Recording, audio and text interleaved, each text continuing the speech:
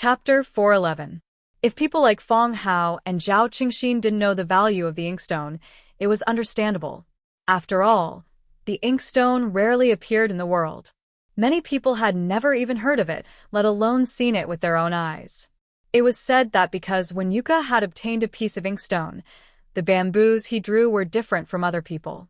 They looked vivid and lifelike, as if they were alive. Chao Buji wrote a poem for him, in which there were 2 lines. You can draw bamboo, you have a well-thought-out plan. This was also the origin of the idiom, have a well-thought-out plan, in later generations. Under the influence of her father, Lu Gong, Lu Wan was well-read. There was nothing she didn't know about astronomy, geography, classics, and history. If Qin Etienne hadn't pointed out the origin of this stone, she herself wouldn't have been able to see its strangeness. However, when Qin Etienne pointed out that this stone came from the Black Mountain in the far west and said its name, Lu Wan understood the true value of this stone. There was a strange saying, Black Heart Magic Stone can be seen, but Red Heart Inkstone is hard to find. The stone in the box was the Red Heart Inkstone that the ancients said was the most difficult to find. The middle part of it was dark red, like burning charcoal. 1 tael of black jade was worth 500 kilograms, so how much was such a big piece of black jade worth? Some things were so rare that it was difficult to measure their value with money. Because even if you had money, you might not be able to buy it. A treasured sword should be given to a hero, and a piece of black jade should be given to a master. Qin Etienne said with a smile, When I go home, I'll ask my uncle to give me a painting. Qin Etienne ignored Lu Wan's objection and opened the second box held by the man in black. He glanced at the thing inside and said, This is a phoenix coral from the East Sea. I have 2 pots at home, but it's a bit repetitive to place them, so I brought Auntie 1 pot. Qin Etienne glanced at the living room, pointed to a square mahogany table in the corner, and said, Put it there. Etienne, this isn't appropriate. It's really not appropriate. Lu Wan still wanted to stop him. Qin Etienne opened the big box in the hands of the third man in black. There was a small silver bowl in the small bowl. There was a piece of black stuff in the small bowl. This was the ointment made from the shell of the black tortoise. It was cut into the size of a fingernail and placed in the silver bowl. After mixing it with warm water, it could be applied to the face before going to bed at night to keep youthful. Swallowing it could replenish qi, blood, and spirit. Auntie, this is a gift specially prepared for you. You can try it later. If the effect is good, I'll cut more for you, sure. The 3 Fong sisters sucked in a breath of cold air. This kind of thing was fatally attractive to women. Qin Etienne opened the 4th huge box. Inside the box was a beautiful fish tank. 2 red fish were swimming in it, and there was a rootless plant that looked like a lotus leaf floating on the surface of the water. Qin Etienne obviously liked this gift very much. He held Lu Wan's hand and introduced it. Auntie, there are 2 red dragons inside. I've raised them for a few years. They're not valuable, but I like this bunch of rootless white lotus the most. It's from the Changbai Heavenly Lake. Just like now, it floats on the surface of the water without roots. When it blooms white lotus, it can fill the whole house, even the whole yard, with a refreshing fragrance. Tiske. Many people couldn't help but exclaim in admiration. Qin Etienne still wanted to open the box below, but he was stopped by Lu Wan. Lu Wan looked at Qin Etienne, not knowing whether to laugh or cry. She said, Miss Etienne, these gifts are too expensive, really too expensive. Every one of them is priceless. We really can't accept them. I know that you're grateful to Mr. Fong, and Fong Yan will also understand, but you must take these gifts back. In Lu Wan's view, these gifts brought by Qin Etienne could be placed together as a treasure. Drawing a picture and throwing it out could cause a crazy treasure hunt in the outside world. No matter whose child she was, her parents would certainly not allow her to give these valuable collections to a teacher. Lu Wan even guessed that these gifts brought by this little girl were secretly moved out when her family was not around. At the end of the day, she was just a student. Qin Etienne laughed and said, Auntie, these are all useful things. You can just use them as ordinary things. What graphite? It's just a little stronger in color. And that rootless white lotus is not as good as a pot of plum blossoms. Just take it as a story and don't take it to heart. Since I brought them out, Auntie, You must accept them no matter what. How can you take back the gifts that you've given out? But these gifts, Auntie, don't worry.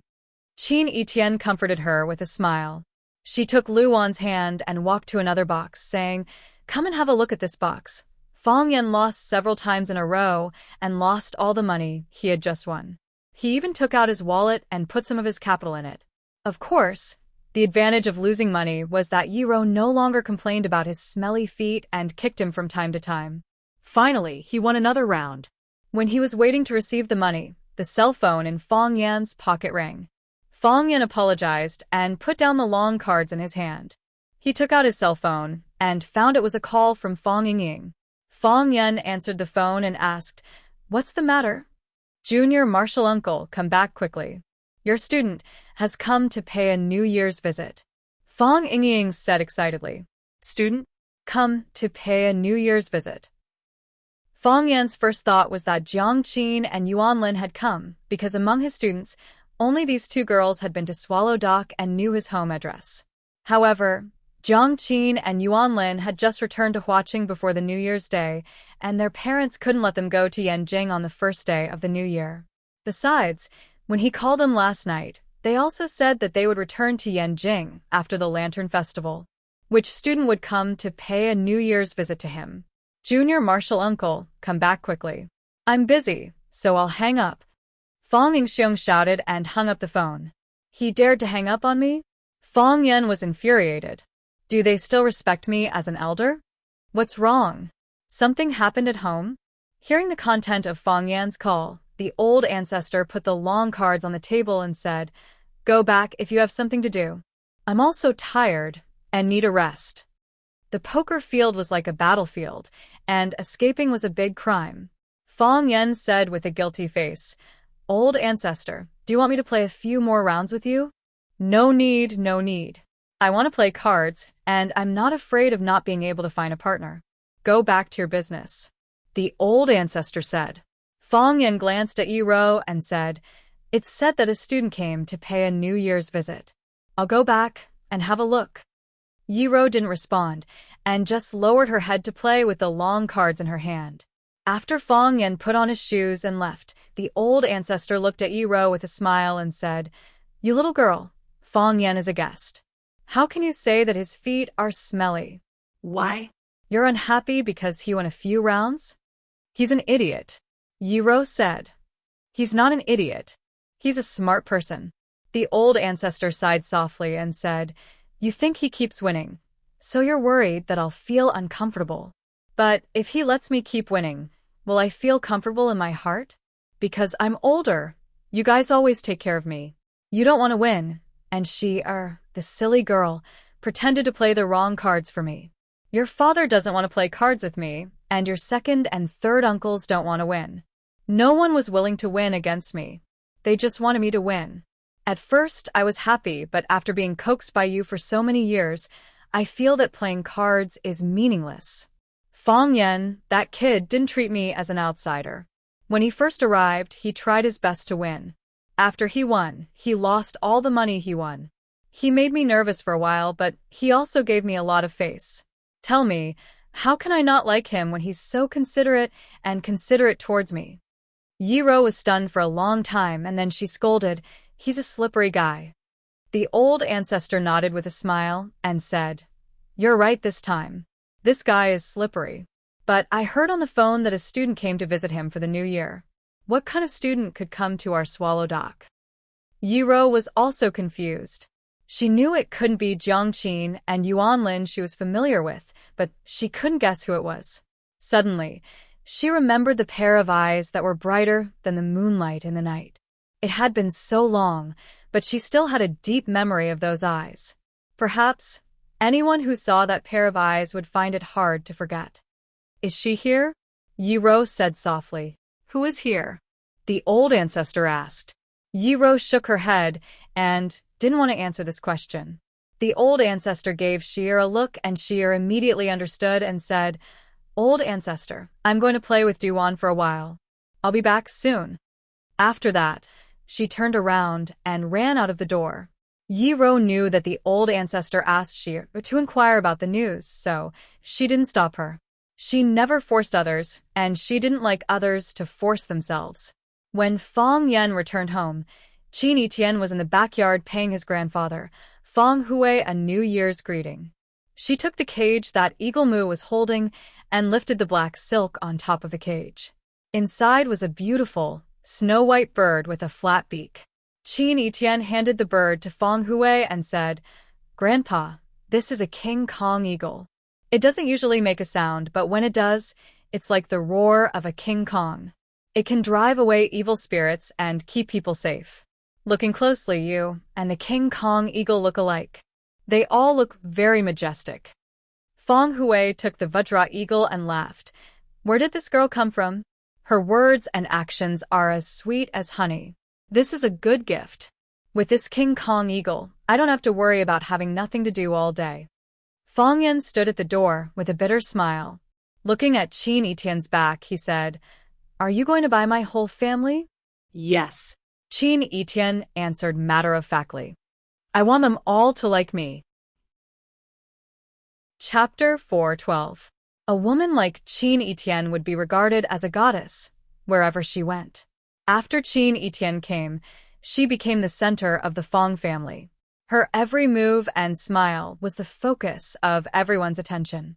When Qin Etienne was in the living room, everyone stood in the living room to watch. Qin Etienne said that she was going to visit Fong Yan's grandfather. Everyone followed her to the backyard. Of course, the closest ones were Lu Wan, Fong Yan's 3 aunts, and several other female members of the Fong family. Fong Hao, Zhao Qingxin, and Zhou Fan were men, so they were embarrassed to get too close. Zhou Mingli didn't have such scruples. He stood at the door of the cottage with a tablet computer. All his thoughts were on Qin Etienne. He didn't need to say a word. He just looked at her quietly, which made people's hearts beat fast. He knew that he was in love. He decided that he would ask her name. He would write down her phone number. He would pursue her crazily. "What should I do without you? Who will wipe my saliva?" He thought that this idea had taken root in his heart and was indestructible. However, Qin Etienne's words made him heartbroken. Qin Etienne turned around naturally. Her smile seemed to light up the room, which was a little dim because of the gloomy weather. At least in Zhou Mingli's eyes, there was a hot sun rising in the room.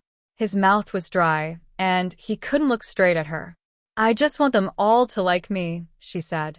If people still had some doubts about the relationship between Qin Etienne and Fong Yan before, the truth was revealed when Qin Etienne said this. Everyone present looked at Fong Yan and then at Qin Etienne, dumbfounded. What was the relationship between these two people? They had long felt that there was something wrong with these two people. What kind of students would empty their family's treasures just to visit their teacher? Just these things that she had sent over, even if they were used as betrothal gifts, would be enough to make a person's back bend over. What's more, this was just a New Year's gift. How big of a deal was this? Lu Wan had mixed feelings in her heart. She wanted to cry, laugh, love, and be angry. How did Fong Yan end up harming the little girl? Fong Yan's 3 aunts were also surprised, but they couldn't help but feel proud of their nephew, Fong Yan. They were naturally elated that their nephew could be liked by such an outstanding girl. Fong Hao and Zhao Qingxin were naturally full of joy. If Fong Yan really got together with this girl, it would be very beneficial to the Fong family and them. Perhaps he could borrow the other party's strength in some way. Zhou Fan's heart once again experienced an intense turmoil. Why was he so blind that he couldn't see all the good things about this kid? If it weren't for the idiotic things he said and did at that time, he wouldn't be in such an embarrassing situation in the Fong family now. He said that he would find a job for Fong Yan. The gifts Fong Yan's students sent today would probably let Fong Yan live a life of luxury for the rest of his life. Zhou Mingli's eyes turned red. He was very angry and felt wronged. He was angry that the fairy-like girl didn't like him. He felt wronged because how could cousin Fong Yan like his student? Did he have any morality? Did he have any sense of shame? Fong Hui was still confused until now. He was chatting with an old guy in the room. He said that a little girl was Fong Yan's student and wanted to visit him for New Year's. As an old man, he couldn't refuse the kindness of the younger generation. As a result, such a beautiful, lovely and charming girl came in. Every part of her body made people feel comfortable. She said some auspicious words and sent him a priceless King Kong eagle. This kind of eagle lived in the cliffs of the northern frontier. It had a keen sense of smell and could fly thousands of miles. It was difficult to catch it unless it had been a professional eagle hunter for more than 10 years. When Feng Hui was young, he knew that the young chief had raised such a King Kong eagle. After his legs were paralyzed, he had never seen such a spiritual bird again. He didn't expect that he would get one today.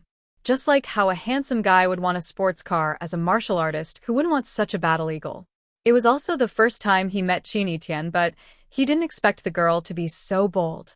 After a while, he smiled and said, "Feng Yan, it seems that you're not a good teacher. You're speechless after being refuted by your own student." Feng Yan smiled bitterly and said, "It's really a headache to meet such a student." Qin Yitian quickly spoke up for Feng Yan. She smiled and said to Feng Hui, "Grandpa, Mr. Feng is a good teacher. All the students in the school like him. Hundreds of people go to his lectures." "Really?" Feng Hui looked at Feng Yan and said, "It seems that you not only inherited our Feng family's talent in martial arts, but also have a strong cultural gene. It's a good thing to be well-versed in both literature and martial arts. You need to keep it up." Lu Wan pulled Feng Yan's hand and signaled him to follow her to the yard. "Feng Yan, who is this student of yours? She sent a lot of gifts. Although I don't know the value, just hearing the names made my hands tremble. I said we can't accept them, but she didn't want to take them back. What should we do with these things?" Feng Yan thought for a while and said, "Mom, don't worry. I'll talk to her." "Okay. You talk to her," Lu Wan said. "We don't accept undeserved rewards. No matter how precious these things are, we can't accept gifts from others. Talk to her and ask her to take these gifts back." "Okay," Feng Yan said with a smile. Feng Yan went back to the room and said to Qin Yitian, "Let Grandpa rest for a while. Let's go out for a walk." Qin Yitian said goodbye to Feng Hui obediently and said, "Grandpa, I'll chat with you in a while. I like chatting with old people the most." "Okay." Feng Hui laughed. "Grandpa is waiting for you." There were also many people watching at the gate of the Feng family's yard. Feng Yan couldn't take Qin Yitian out for a stroll. He had to take her to a remote place in the martial arts hall and said, "Why are you here?" "I'm here to wish Mr. Feng a happy new year," Qin Yitian said seriously. "Isn't it natural for a student to wish a teacher a happy new year?" "That's true, but you don't need to bring such expensive gifts. My mother is such a gentle person, and your gifts scared her. I was also scared when I saw the King Kong eagle. These are all rare treasures, and you just casually took them out to give away?" "I didn't just casually take them out. Each gift was carefully selected by me in the storage room," Qin Yitian explained. "I'm not giving them away, I'm giving them to my teacher." Feng Yan smiled bitterly and said, "Who would give such gifts to their teacher?" "My family." Qin Yitian pointed at her own face. Qin Yitian put her hands in the pockets of her down jacket, kicked the snow at her feet, and said, "Don't worry, I told my mother when I came. I said I wanted to visit my savior, and she asked me to bring a few gifts. These were approved by my mother. I didn't steal them from the storage room. Even if I wanted to steal, I wouldn't do it so openly. Muing is my mother's confidant. He won't keep my secret." "Bring them back," Feng Yan advised. "These gifts are too expensive. We can't afford it. Besides, as I told you that night, that matter is long over, and you have already repaid me. Now it is I who owes you, not the other way around. You really want me to bring them back?" "Yes." "Then let's smash it," Qin Yitian said, waving her hand. "Whichever one you want me to bring back, I'll smash it. Do you want to try?" "How can you do that?" "Because I have money," Qin Yitian said. "What's wrong with rich people being willful?" Qin Yitian smiled and looked at Feng Yan with his beautiful eyes and said, "In fact, these gifts are also gifts from the Qin family. Thank you for saving my life. In addition, you may not know the value of the Rubik's Cube. When the product is on the market, it can bring us huge and amazing profits. It may be an unimaginable number." I'm just recommending her. Without your recommendation, I probably wouldn't be interested in letting her see my mother, right? Qin Etienne said with a chuckle. Sometimes things are so clever. Okay. Fang Yan nodded. I'll accept these gifts. I'm just keeping them for you for the time being. Qin Etienne didn't want to talk about this topic with Fang Yan and said, Mr. Fang, I came all the way from Yanjing to visit you for the new year. Do you want me to stay in your house for a few days? You don't want to? Can't we have a meal together?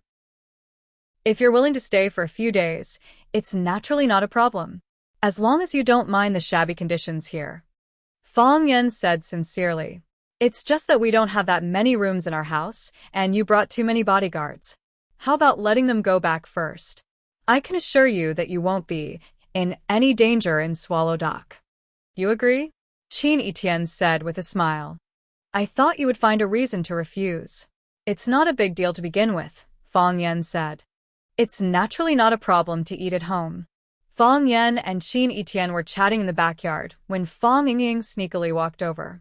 Seeing that Fang Yan didn't say anything, he looked like he wanted to say something but stopped. Fang Yan couldn't stand it anymore and said, Fang Yingying, if you have something to say, just say it. Why are you sneaking around? Fang Yingying grinned, but his smile was very unnatural. He lowered his voice and said, Junior Martial Uncle, Miss Yi came to visit.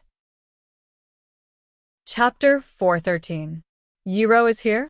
Why is Yiro here? Yiro was a special case in Swallow Dock. She was aloof and independent. She had a close relationship with the old drunkard, but no one knew that she had a good relationship with anyone else. In the past, no one had ever heard of her paying a New Year's visit to anyone's family, nor had she paid a New Year's visit to the Fang family. She always went through the back door when she came to the Fang family. That way, she could take a shortcut to the courtyard where the old drunkard lived.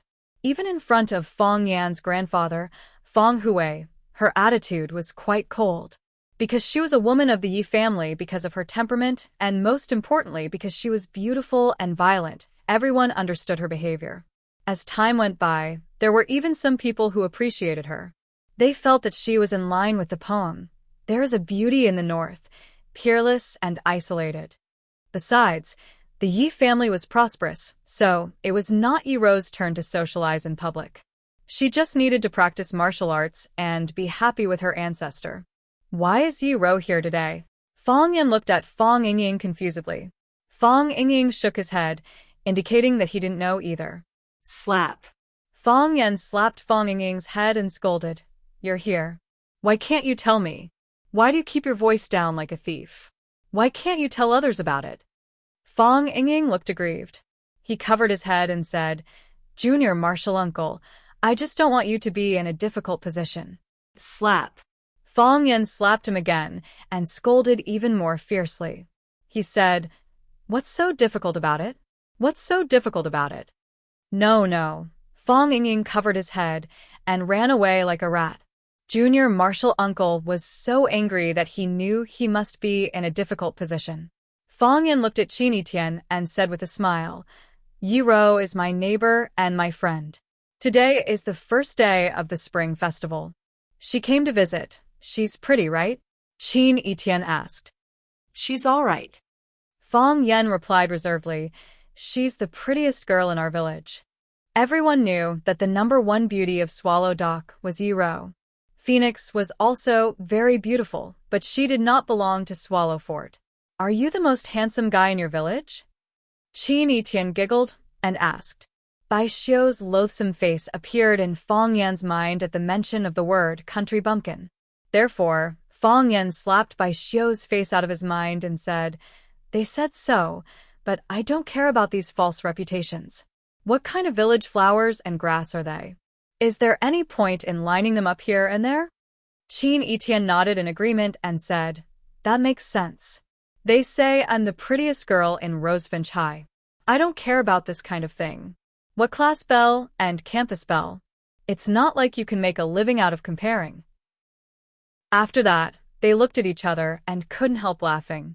Fang Yan had always felt that Qin Etienne had a maturity that didn't match her age. Fong Yan also felt that Qin Etienne and he had an indescribable spiritual tacit understanding. This girl was really an angel who fell to the earth. When Fong Yan took Qin Etienne back to the house, Yiro was sitting in the living room with Fong Yan's mother, Lu Wan, and Fong Yan's aunts, drinking tea. Yiro was still wearing the festive cloth button gown and black cotton skirt. She didn't touch the teacup in front of her and just answered the questions of Lu Wan and Fong Yan's 3 aunts politely. Lu Wan asked a question, and Yiro answered one by one. Lu Wan didn't speak, and Yiro didn't take the initiative to find a topic. She was calm, patient, and didn't fight. She looked like a cultivator who had cultivated for thousands of years. Lu Wan's language skills were excellent, but she couldn't stand Yiro's temper. She asked a lot of questions, and Yiro answered them in 2 or 3 words. For example, she said that the last time she saw the ancestor was in the summer, and she took she for a walk in the village. She hadn't seen the ancestor for a long time. How was she? The weather was cold, and she had to take care of herself. Yiro's answer was only 2 words. She was fine. Another example, Fong Yan's aunt said that when Rose's dress was really beautiful. The golden stitches were fine, and the embroidered phoenix was like a real one. This dress must have been sewn by Sister One. The sister when she mentioned was Shinya, Yiro's mother. Yiro's answer was still 2 words. Yes. When Luan and the 3 sisters of the Fong family were at their wits' end, Fong Yan finally entered the house. Luan waved to Fong Yan and said, "Fong Yan, when Ro is here, you young people should have a good talk." Then she looked at Qin Etienne and said with a smile, "Etienne, since you are here, have fun in our swallow dock for a few days. You sit here for a while. I'll go to the kitchen and prepare lunch." "Thank you, aunts," Qin Etienne said sweetly. This girl had a very high IQ. Once she made up her mind to do something, there was no possibility of failure. For example, she made up her mind to win the favor of everyone in the Fong family. "I'll go to the kitchen, too," Fong Yisan, the eldest aunt, said. "I'll go to find Menjiang and the baby elephant. I don't know where these 2 children are." Fong Yiling, the second aunt, also stood up and left. I'll go to see where numerology is." Fong Yijing, the third aunt, also ran away. Thus, only Fong Yan, Qin Etienne, and Yi Ro were left in the big living room. Yi Ro sat on the sofa. She didn't drink tea, didn't speak, and didn't even look at Fong Yan and Qin Etienne. Qin Etienne stood in the courtyard with the corners of his mouth slightly raised. There was an inexplicable smile on his face, and he looked at Yi Ro thoughtfully. Fong Yan opened his mouth and didn't know what to say. Fong Yan felt that Fong Yingying was really a wise man sometimes. What he said really came true. It was really difficult for him to be stuck in the middle. However, it was not a solution to always be in such a stalemate. Therefore, Fong Yan turned to look at Qin Etienne and said, "Do you want some tea?" "Okay." Qin Etienne nodded. "I'll go and pour some tea for you," Fong Yan said. He turned around and ran out of the door. He felt that he needed to go to the yard and take a deep breath of fresh air. It was so exciting. After Fong Yan left, there were only Qin Etienne and Yi Ro in the room. Qin Etienne was still looking at Yi Ro with a smile, and Yi Ro finally raised her head and glanced at Qin Etienne. Qin Etienne walked towards Yi Ro and sat down on the mahogany sofa in front of her. He was dignified and elegant and had the same strong aura. Qin Etienne looked at Yi Ro and asked with concern, "Sister, are you feeling better?" "I'm fine," Yi Ro answered expressionlessly. "That's good. When I saw you last time, I was worried that there would be sequelae in your body. We are all women, and our bodies are weaker than men. Sister, you must take care of yourself." "Not necessarily," Yi Ro said. "What not necessarily?" "A woman's body is not necessarily weaker than a man's," Yi Ro said. "Could it be that your body is better than Teacher Fong's?" "I've seen Mr. Fong's kung fu is very good. Indeed better," Yi Ro said. "Sister, you're so awesome. Mr. Fong is already so powerful, but he still can't beat you," Qin Etienne praised. "Sister, you must be the #1 in Swallow Dock, right?" Yi Ro stared at Qin Etienne with vigilance. This girl set a trap, with just a few words. She wanted to lead me into the ditch. If she said that she was the number one in Swallow Dock, then where was Fong Yen? If she wasn't the number one in Swallow Dock, then wasn't it a lie when he said that a woman's body was not necessarily weaker than a man's? Yiro picked up the teacup in front of her and took a sip of fragrant tea. She didn't answer Qin Etienne's question, but said softly, "Our Swallow Dock rarely has outsiders come in." The subtext was that those who came in were all outsiders. "I'm not an outsider. I'm Mr. Fong's friend," Qin Etienne said with a smile. "Besides, Swallow Dock belongs to Huaxia. Huaxia's people can all come in." Yiro ignored Qin Etienne's counterattack and said lightly, "We guard Huaxia's Swallow Dock, and we are also Huaxia's Swallow Dock. Swallow Dock is one with us. For us, those who don't belong to Swallow Dock are outsiders. Just like those who don't have the surname Qin, it's difficult to become a member of the Qin family." Qin Etienne nodded and said, "The general gets off the horse, and the prime minister gets off the sedan chair. The people of Swallow Dock are indeed qualified to say this. But not everyone is qualified to be a member of Swallow Dock." Qin Etienne crossed his hands and rubbed them gently, saying, "But if there is such a person who is qualified, that person must be me. Because I cherish your glory, admire your sacrifice, recognize your value, and I'm willing to go through thick and thin with you. Swallow Dock is Huaxia's Swallow Dock. Every person of Huaxia can do their part for Swallow Dock. Do you still not qualified to be a member of Swallow Dock by doing this?" Qin Etienne smiled and said, "I've only heard that people of Swallow Dock are brave in killing enemies, but I've never heard that people of Swallow Dock are heartless to their friends. Am I right, sister? If you come, Swallow Dock will naturally welcome you. Does sister welcome me?" Yiro was stunned. She didn't expect that he would pursue this question. She said with slight annoyance, "I won't tell you."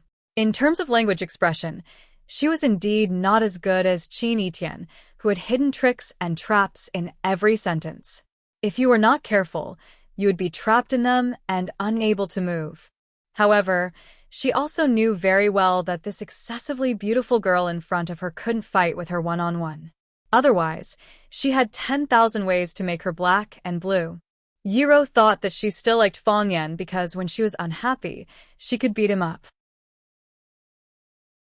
Chapter 414. If Yiro was a white peony, then Qin Etienne was a red rose. Yiro's temperament was soft but firm. She looked white and quiet, aloof from worldly affairs. However, her appearance was magnificent, luxurious, and luxurious. She had the reputation of being a national beauty, the queen of flowers. There was a poem that said, "Wealth and romance are the best, and all flowers bow their heads to the fragrant dust." The peony didn't compete, but no flower could compete with it. Qin Etienne didn't hide or hide. She was as passionate as fire and charming as water. Whether it was a cliff, a mountain of knives, or a sea of fire, she would rush over with her eyes closed. She brought others a beautiful illusion of love by burning herself resolutely. The branches and leaves had sharp thorns, and if one was not careful, he would be stabbed by her. Now, the white peony and the red rose gathered together, competing to bloom. That kind of beauty was dazzling. Unfortunately, there was no audience in the living room. Even Zhou Mingli, who fell in love with Qin Etienne at first sight, was completely desperate after knowing that she liked Fong Yen. He ran to the stone river to enjoy the cool wind and pretend to be depressed. It was not the first time that they met, but it was the first time that they had a conflict. In other words, it was the first time that they communicated with each other as enemies. When Yiro said, "I won't tell you," Qin Etienne couldn't help but be a little surprised. She never thought that the tough woman who treated Fong Yen as a mortal enemy at school would have such a girlish side. If those guys who liked violence and regarded her as an idol and wanted to be whipped by her every day saw this scene, their eyeballs would probably fall to the ground. However, Qin Etienne didn't feel contradictory at all. She was such a person. When she wanted to beat you, she would beat you. When she didn't want to tell you, she wouldn't tell you. In a sense, she was braver than herself, more direct than herself, and more willful than herself. Facing such an opponent, Qin Etienne had a feeling of palpitation. Qin Etienne was not afraid of any opponent, but in the field of love, she only hoped that they were unique to each other. Because if you cared too much, you would be afraid of failure. Even if the possibility was minuscule, they would still worry about it. Qin Etienne looked straight into Yiro's eyes and said, "Don't say it if you don't want to. I already know the answer." Yiro knew what the answer was. Both of them were smart people, so there was no need to be too straightforward. That would only make the relationship between them more awkward. They shouldn't be enemies. Yiro thought Qin Etienne was the prettiest girl she had ever seen. She even thought she was more beautiful than herself. Her facial features were exquisite and dazzling, like the blazing sun, like the bright moon, like the brightest star among the stars. She sparkled in the crowd. Qin Etienne also felt that Yiro had an aura that was ethereal and pure. Clean, pure, and approachable. If it was said that his aura would make people feel oppressed and retreat 3 feet away, then Yiro's aura would make people feel pity and respect that they couldn't bear to disturb her. They should appreciate each other and become best friends. How could they be enemies? Thinking of this, both of them couldn't help but be fascinated. The room was very quiet, but the atmosphere didn't make people feel awkward. 2 extremely beautiful girls sat there without saying a word, but it didn't make people feel strange, as if it should be so.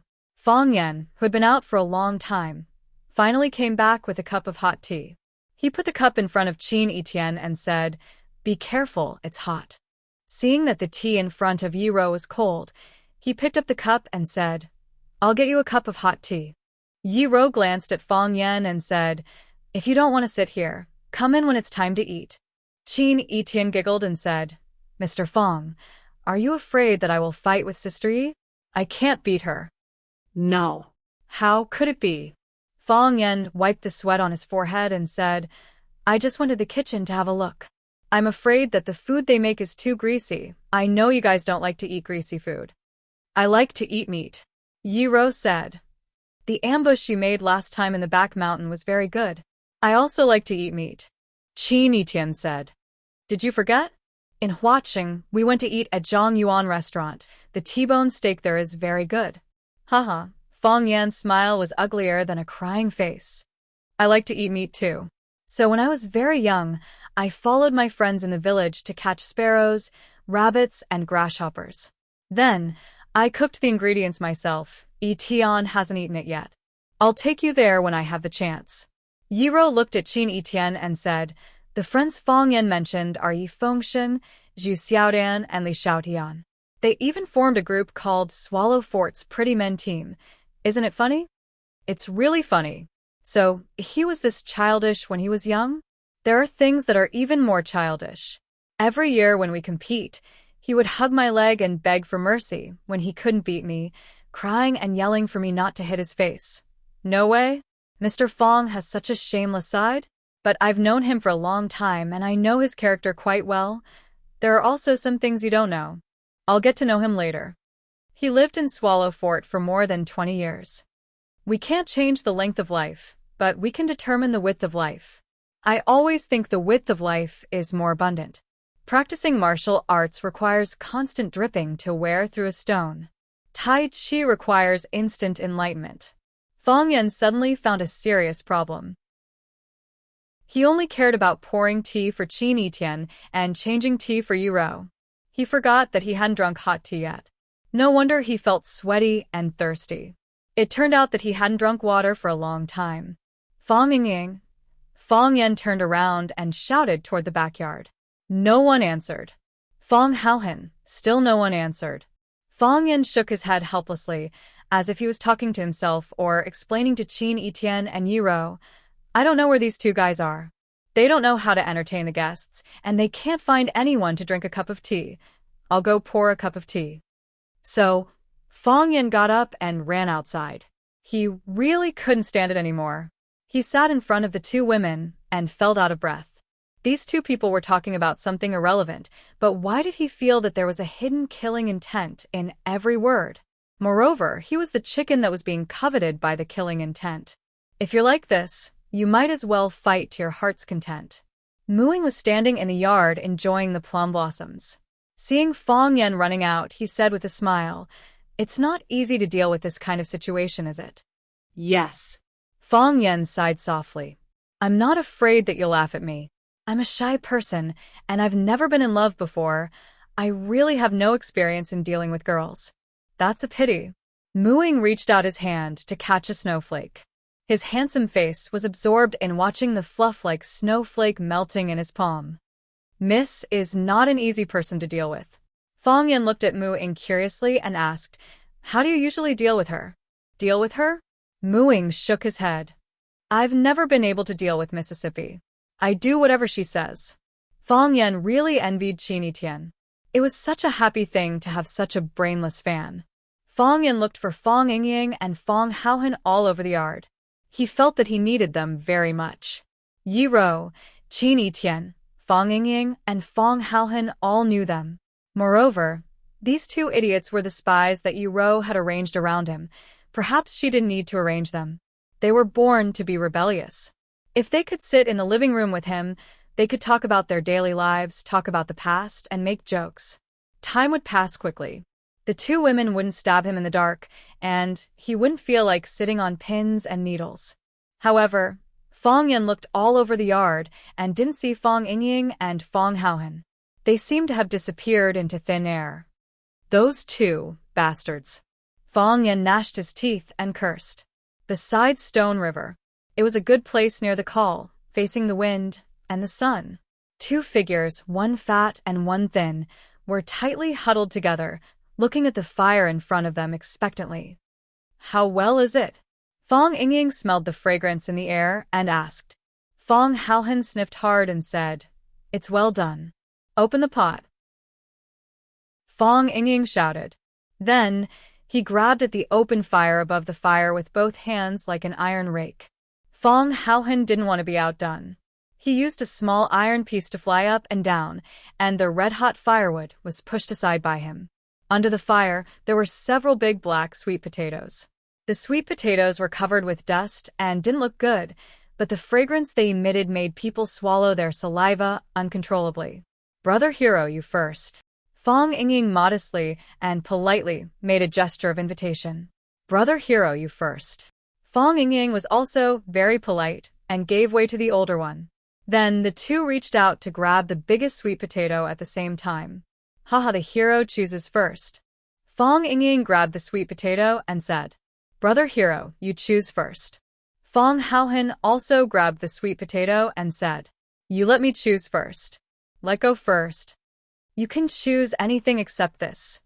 "Is this still called me choosing first?" "You didn't let me choose first. Do you want to fight?" The fat on Fong Yingying's face shook again. "Fight after you're full," Fong Yingying suggested. Fong Yingying felt that what Fong Haohan said made sense, so the big sweet potato was divided into half by them. They greedily ate the roasted sweet potatoes in their hands, feeling that there was nothing more blissful than this. "Brother Hero, what do you think Junior Martial Uncle is doing now?" Fong Yingying asked curiously. "He's looking for us." Fong Yingying took a bite of the sweet potato. It was so hot that his tongue rolled around in his mouth. "He's definitely looking for us to go in and flirt. Does he think we're stupid? We're not going in." "Brother Hero, if you were Junior Martial Uncle, who would you choose?" Fong Haohan asked. Fong Yingying raised his dirty fat face and thought seriously for a while. He slapped Fong Haohan's head and said angrily, "Don't ask me such difficult questions when we're eating." Chapter 415. Fong Haohan was slapped on the head and said with grievance, "Since we have nothing to do, let's discuss it." Fong Yingxiong took a bite of the sweet potato and chewed it in his mouth. His face was full of sadness as he said, "How can I choose? Miss Yi is beautiful, Miss Qin is also beautiful. Miss Yi's martial arts are good, Miss Qin's background is great. Miss Yi is very good to me, Miss Qin is also very good to me. Which should I choose? Which can I choose? If I choose gentle, what about heaven reliance? If I choose heaven reliance, what about gentle? No matter which one of these girls I let down, it would be an unforgivable sin. God will send me to hell." "That's true." Fong Haohan nodded in agreement. If I were junior martial uncle, I wouldn't know who to choose either. Every one of them is so outstanding, every one of them is so affectionate. Junior martial uncle isn't that good either. Why would they choose junior martial uncle? That's right. Fong Ingxiong agreed. He's handsome, but everyone says Fatso looks lucky. Skinny looks like he's lucky too, Fong Haohan added. Yes, Fatso and Skinny both look lucky. Fong Yingying couldn't help but bring Fong Haohan along. At least, they were on the same side on this issue. And we look safe. Which girl follows us? TSK, we definitely won't have to worry about cheating. Even if she has a beautiful girlfriend, we won't even look at them. Junior martial uncle is funny. We aren't worse than him. Everyone laughed at the joke I told last time. Then, what's the difference? Fong Yingying asked doubtfully. Is it because our luck is especially bad? Yes. It must be bad luck. Fong Haohan said. Also, we can't always stand with junior martial uncle. Why? It's not that I'm worried that others will think that he's the red flower and we're the green leaf. The key is that we're one generation younger than him. Think about it, if a girl who likes us hears that we're going to call him junior martial uncle, won't she be scared away? Yes. Fong Haohan nodded repeatedly. That's what I said. Jiang Qin and Yuan Lin had praised us for being cute, but why are you so close to junior martial uncle? It's because they know that if they follow us, they have to call junior martial uncle. If they grow up and marry junior martial uncle, we have to call them master's wife. Who wouldn't want such a big advantage? But we also have our own style. Fong Yingying tore off a piece of sweet potato skin and said, when junior martial uncle is now in a terrible mess like a headless fly, we're eating roasted sweet potatoes with relish. This kind of life, I wouldn't exchange it even for a fairy. Yes, I wouldn't exchange it even for a fairy. Fong Haohan echoed. If it's a fairy sister, I'd exchange it. Junior martial uncle is so pitiful. Fong Yingying sighed and said, Yes. Junior martial uncle is so pitiful. Fong Haohan took a bite of the sweet potato and said bitterly, I really want to bear this unbearable suffering for junior martial uncle. Sigh. Fong Yingying and Fong Haohan suddenly lost interest in talking, but the sweet potato in their hands was still sweet and delicious. When lunch was ready, the Fangs had to eat at the table. Qin Yitian and Yi Rou sat together. Fong Yan sat next to Yi Rou, and Luan sat next to Qin Yitian. Fong Hui sat at the main table, and Fong Yan's 3 aunts and 3 uncles sat on both sides of the table. Zhou Mingli stole a bottle of Shadaozi to celebrate his breakup again, but he got drunk halfway and was carried back by Shou Fan. Fong Hui looked at Qin Yitian, then looked at Yi Rou, and said with a smile, Eat. Just treat it as your own home. Luan helped Qin Yitian and Yi Rou get some food, and said, You two eat more, you're too thin. Qin Yitian rushed to help Luan serve soup, and said, It's cold, Andy, you should drink more soup to warm your stomach. She was going to ladle soup for the 3 sisters of the Fong family. How could the 3 of them dare to let this young miss do it? Her extravagance and the gifts she had sent today had really shocked them. They didn't know what was going on, but they felt that this girl was too ostentatious, but they were very happy. Every one of them was of the highest quality, and they had never heard of such treasures. Who would dislike gifts that were too expensive? Fong Yijing especially admired her sister-in-law's determination. Zhou Fan was a small leader in the unit, and when her subordinates sent some bags, branded watches, and so on to her home, she would throw them back mercilessly. But if those subordinates also sent gifts like this young lady of the Qin family, such as a piece of red inkstone, a basin of phoenix coral, and a big bowl of black turtle ointment, who wouldn't want to challenge their own weakness like this? Fong Yixing had to drink with guests at the Li family's house at noon, so he didn't come back for lunch. The 3 aunts of the Fangs didn't say anything, and the 3 uncles of the Fangs didn't know what to say. Even Luan only talked about some interesting stories about Swallow Dock and Fong Yan under Qin Yitian's lead. It had to be said that this was the dullest lunch that Fong Yan had ever had since he came back home. Fong Hui was the first to put down his bowl and chopsticks, saying that he was full. Fong Yijing hurriedly pushed the old man back to the backyard, and then he was unwilling to go to the table again. The others didn't have such good luck. The guests hadn't left, and they couldn't just leave their bowls and leave. So they could only eat unhurriedly. When others talked, they listened. When others joked, they also laughed for a while. Qin Etienne and Yi Ro put down their bowls and chopsticks, and the others felt relieved as if a big stone had been lifted from their hearts. These two young girls actually had such power, pressuring others to the point that they couldn't breathe. Luan asked someone to clean up the bowls and chopsticks and said, "You young people can sit and drink tea and chat. I'll go to rest for a while. I have the habit of taking a nap." Soon, Fong Yen found that only he, Yi Ro, and Qin Etienne were left in the living room. Fong Yen thought for a while and said, "Let me go out with you." Yi Ro went straight to the outside and said, "I'm going home." Qin Etienne looked at Fong Yen and said with a smile, "Although I really want to stay for a few days, I have to go back." Fong Yen knew that Qin Etienne couldn't really stay. If she dared to stay in his house, the Qin family would be in chaos. Fong Yen nodded and said, "I'll see you off." Fong Yen walked Qin Etienne to the parking place of the training hall. Qin Etienne stood still and turned to look at Fong Yen, saying, "Mr. Fong, when will we meet next time?" "I'll go back to Huaqing after the Spring Festival," Fong Yen said. "Since you're a teacher there, you should do your job well. You must finish what you started." Qin Etienne nodded and said, "I can't go to Huaqing. I'll accept the new position my mother arranged for me on the 8th. But wherever you are, my eyes will be there." Fong Yen smiled bitterly and said, "Take care of yourself and be careful." Qin Etienne pointed at Muing and said, "I'll take care of myself. My safety is their job." Fong Yen looked at Muing, who shrugged his shoulders and said, "Don't worry. As long as I'm alive, she will be alive. If I die, I won't care so much." "Thank you," Fong Yen said sincerely. "What are you thanking me for?" "This is my job," Muing said. Qin Etienne walked to Fong Yen, and Fong Yen took the initiative to open his arms. Qin Etienne smiled and threw herself into Fong Yan's arms. She hugged Fong Yan's waist tightly and said, "I have a scar on my chest. The doctor said I can remove it with lasers or golden chrysalis muscle nourishing powder. I said I should keep it. It's a witness." "Witness what?" "That I have the courage to risk my life for another person." Qin Etienne left with her luxury motorcade. Fong Yen stood there for a long time. When Fong Yen returned home, Fong Yingying and Fong Haohan finally showed up.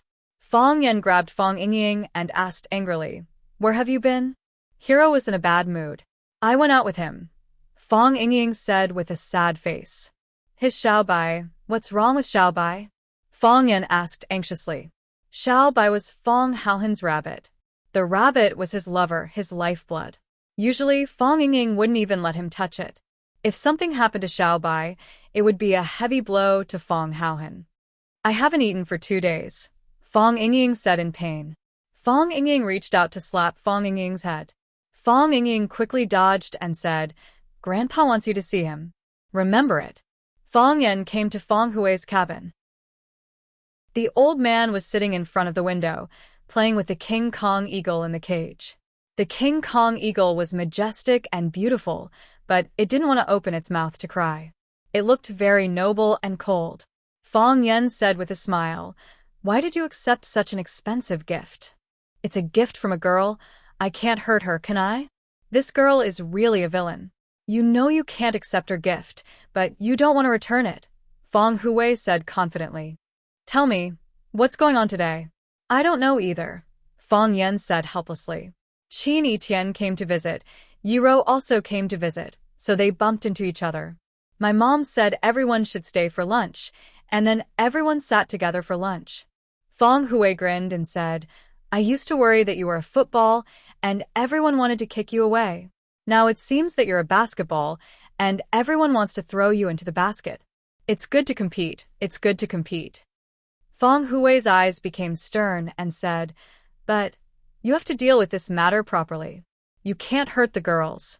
Our Fong family has been guarding the family and protecting the country, and we've never done anything wrong to others." I understand. Fang Yan bowed in acknowledgement. Chapter 416. Dear passengers, Flight YY60225 from Huaqing to Yanjing is about to arrive at Yanjing Airport. Perhaps it was because of the Spring Festival, but the number of seats on the plane wasn't ideal. There weren't many passengers, so the plane seemed a bit empty. Everyone's eyes were fixed on the first-class seats in the front cabin, and many people were still whispering to each other. It seemed that something interesting was happening. Chiba Hirabomi, who was wearing a white-sleeved white robe, and Chiba Halmu, who was also dressed with a white ribbon tied around his head, were indeed very eye-catching. The father and son were dressed differently from ordinary people, and they were silent. Ever since they got on the plane, they had closed their eyes to rest and even refused the meals and drinks provided by the flight attendants. The plane began to glide on the ground, like a silver monster charging toward the castle in front of it. Chiba Hirabomi sighed softly and said, "This is Yanjing City. This is Yanjing City." Chiba Halmu also opened his eyes wide and looked at the familiar yet strange city seriously. It had wonderful stories on TV, and there were all kinds of legends and novels. He was very familiar with this city that was becoming more and more influential internationally, but this was his first time setting foot on this magical land. "It's also my first time here," Chiba Hirabomi said with emotion. 20 years ago, when I wanted to come, that man went to Japan first. After the battle at Hachibana Mountain, my confidence dropped to an unprecedented freezing point. I suddenly realized that the light that I was proud of and worked hard to shine in the world was so dim and insignificant. Have you seen fireflies? They also know that they can shine, and they think that they will shine brightly, but in the end, they are just fireflies. Chinya Hao looked at his father in shock. He had never told him about that battle before. Even when he took the initiative to ask, he only said a few words. Today, he took the initiative to talk about it and analyzed his feelings at the time. Why was this? Just because he was going to meet his old friend again? "Father, you didn't lose either," Chiba Halmu said. "No, I lost. I lost. He single-handedly overturned the Dongyang Peninsula," said Chiba. "That in itself is already better than us. Everyone had pinned their hopes on me, but I didn't have the power to keep it, so he won." They won with vigor and confidence. The Japanese men were speechless, and everyone was ashamed to talk about this person and this matter. This was also the reason why that person's matter was not known in Japan. Every time someone worships me and respectfully calls me the Japanese sword god, I feel guilty and uneasy. Then he put more effort into comprehending swordsmanship and climbing the path of martial arts. Because I'm afraid to see their eyes. They think you're an omnipotent god. I've been comprehending the sword for 20 years. The number of swords I can use in my heart has increased, and the number of swords I can see in my eyes has decreased. Finally, I've reached the state of being one with the sword. When I once again set foot on Hua Xia's land, filled with confidence, when I wanted to challenge Hua Xia's hero using the same method that he had used before. When I wanted to win boldly and vigorously, I didn't expect to meet such an opponent. At the mention of Fang Yan, Chiba Halmu was burning with anger.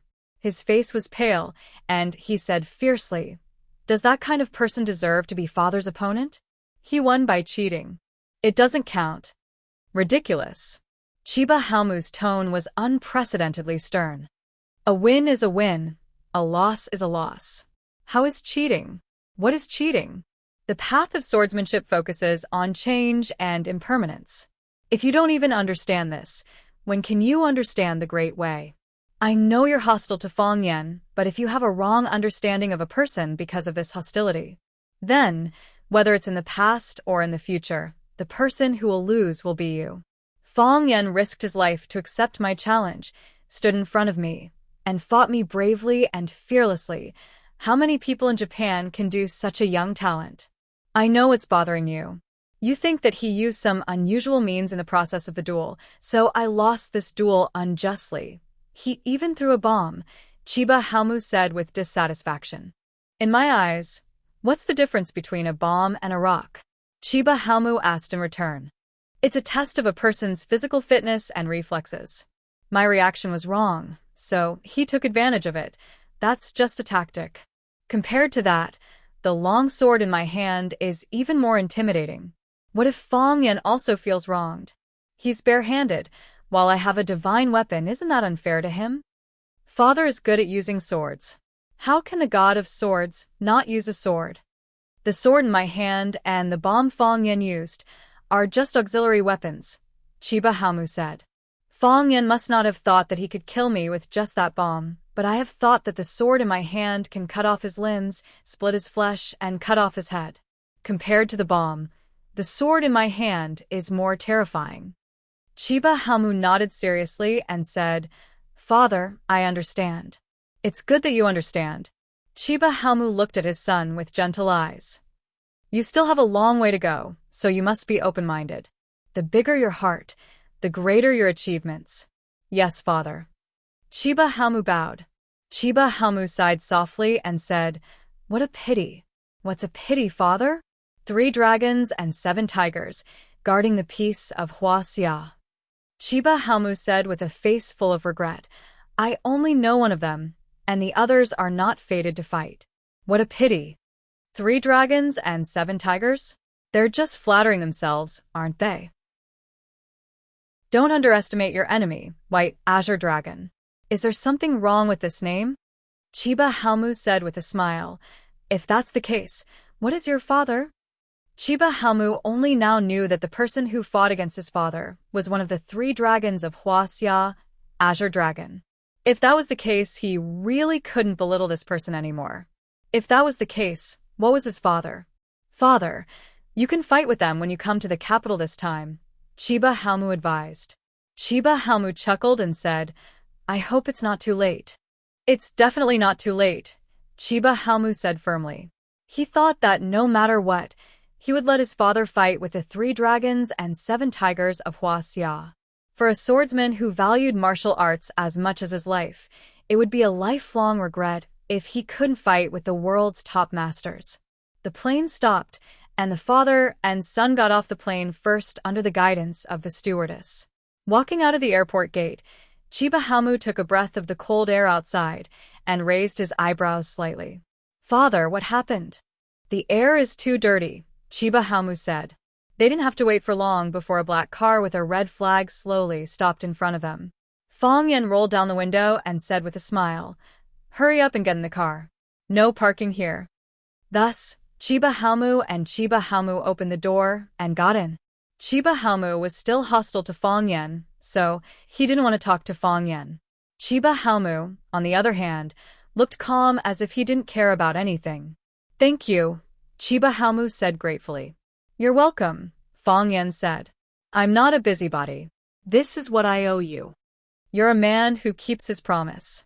This is the glorious virtue of our Huaxia people, Fong Yan said with a smile. That's what everyone says. Fong Yan didn't intend to take Chiba Hamu to Yanjing City. After getting off the airport highway, he drove straight in the direction of Swallow Dock. The snow on the road gradually melted, and only puddles of black water splashed by the car's tires. The wheat fields on both sides of the road also showed green shoots, weakly enduring the cold wind. Please stop by the side of the road, Chiba Hamu said. Screech. Fong Yan stopped the car nimbly and asked, Did you miss anything? No, Chiba Hamu said. Chiba Hamu opened the door and got out of the car, then walked to the middle of the wheat field. He walked very carefully, trying to avoid stepping on any green shoots. He took off his shoes and stepped on the ice and snow barefoot as if he was on a pilgrimage, seriously feeling the coldness and fertility of the land. The cold wind messed up his black hair and fluttered the corners of his clothes, but he closed his eyes comfortably. Fong Yan and Chiba Hamu stood by the side of the road, looking at his devotion to the land, and respected him even more. Chiba Hamu walked back barefoot. Chiba Hamu wanted to help him carry his shoes, but Chiba Hamu said, No need. From now on, I'll be barefooted. He pulled a handkerchief from his arms and carefully wiped the mud off his feet, then opened the door and got into Fong Yan's car. Seeing Fong Yan looking at him with a puzzled look, Chiba Hamu said with a smile, Each place nurtures its own people. Japan was an island country with strong winds and waves and frequent earthquakes. Therefore, everyone had a natural fear of nature.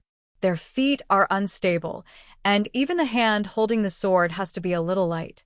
I've always wanted to experience stepping on the black soil with both feet, entrusting all my strength to the land under my feet. You don't have to worry about it being bumpy, and you don't have to worry about it hurting you. You're one with the earth, and this warm and peaceful feeling is really intoxicating. Huaxia is a place with great people. Only when the land has spirituality can a large number of heroes emerge. Chiba Haomu looked at the vast land outside and said enviously, Huaxia people are blessed. Chapter 417. You've paid attention to the skyscrapers, you've admired the vast sea, you've admired the long river and the sunset, you've said that the green trees and red flowers are the surprise of life, you've even seen a flying insect or a snowflake, but have you ever paid attention to the land under your feet? Because it was too ordinary, it was easy to be ignored. It had been silent for millions of years and raised billions of people. That was its great power. Fang Yen was ashamed. If it weren't for the attitude of the Thousand Leaves Army, if it weren't for the love and respect he showed for this land, he would have been indifferent to the land, just like many other people. He didn't get close to it, didn't look at it carefully, and didn't release his emotions. It was like it was supposed to exist.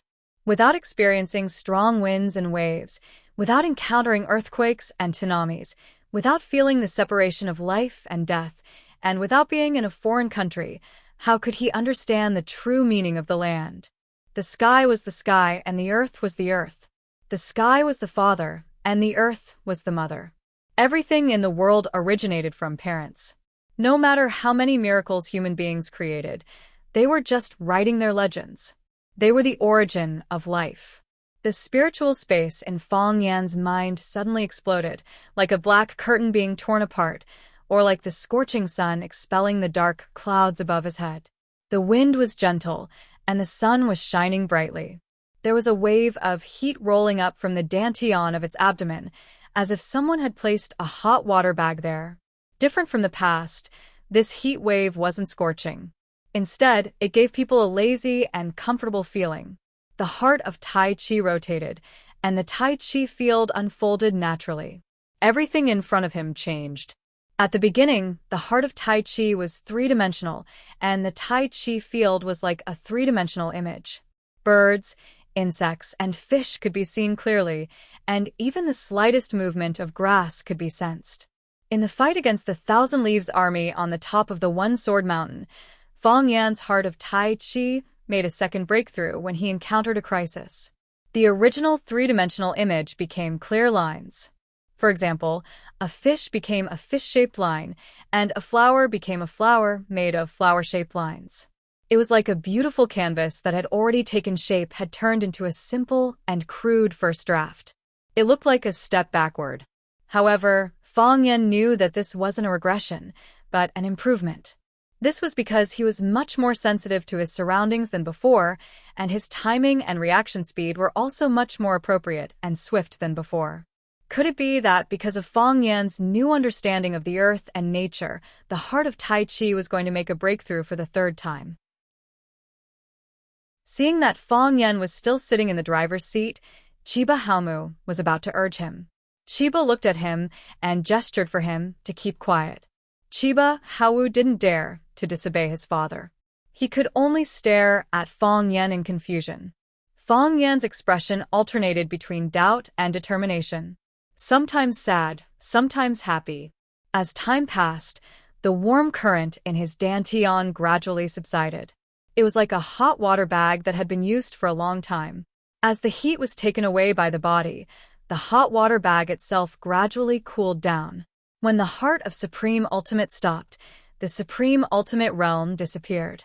Only then did Fang Yan wake up, his face full of regret. Congratulations, Chiba Haomu said aloud. Unfortunately, it's still not enough. Fang Yan said with a sigh. I don't know where I'm lacking. I don't know when I'll have to wait for the next breakthrough. For us, climbing martial arts is much more difficult and dangerous than climbing high mountains and dangerous peaks. Some people persist for decades, and only go from 0 to 1. Some people gain enlightenment overnight. Some people stand at the top of the mountain to see how beautiful the scenery is, while others stand at the foot of the mountain to see how majestic the mountains are. There are scenery at the foot of the mountain. Chiba Hawu expressed his personal opinion. It's better to have some enlightenment than no enlightenment at all. This failure will become the starting point for the next climb. One day, you will stand on the mountain and look at the picturesque scenery. Thank you, Fong Yan said gratefully. Although he was a foreigner, it was difficult for him to form the concentric seal. However, this Japanese's broad-minded and magnanimous way of doing things were admirable. If my heart of supreme ultimate realm breaks through again because of your words, then our fate is really not shallow. When I'm 100 years old, my descendants will write a book about me, and they will definitely write about you. The Grandmaster of Supreme Ultimate, Fong Yan, has 2 breakthroughs because of the Japanese sword god Chiba Hawu. Chiba Hawu smiled silently and said, I may not be in your letter, but you will be in mine. That's fine, Fong Yan said with a smile. Remember to sign the book and give it to me. Chiba Hawu looked at Chiba Hawu and seriously reminded him in Japanese. Chiba Hawu was stunned and angrily stared at Fong Yan and said, Father, this bastard has no good intentions. I curse you to be unlucky.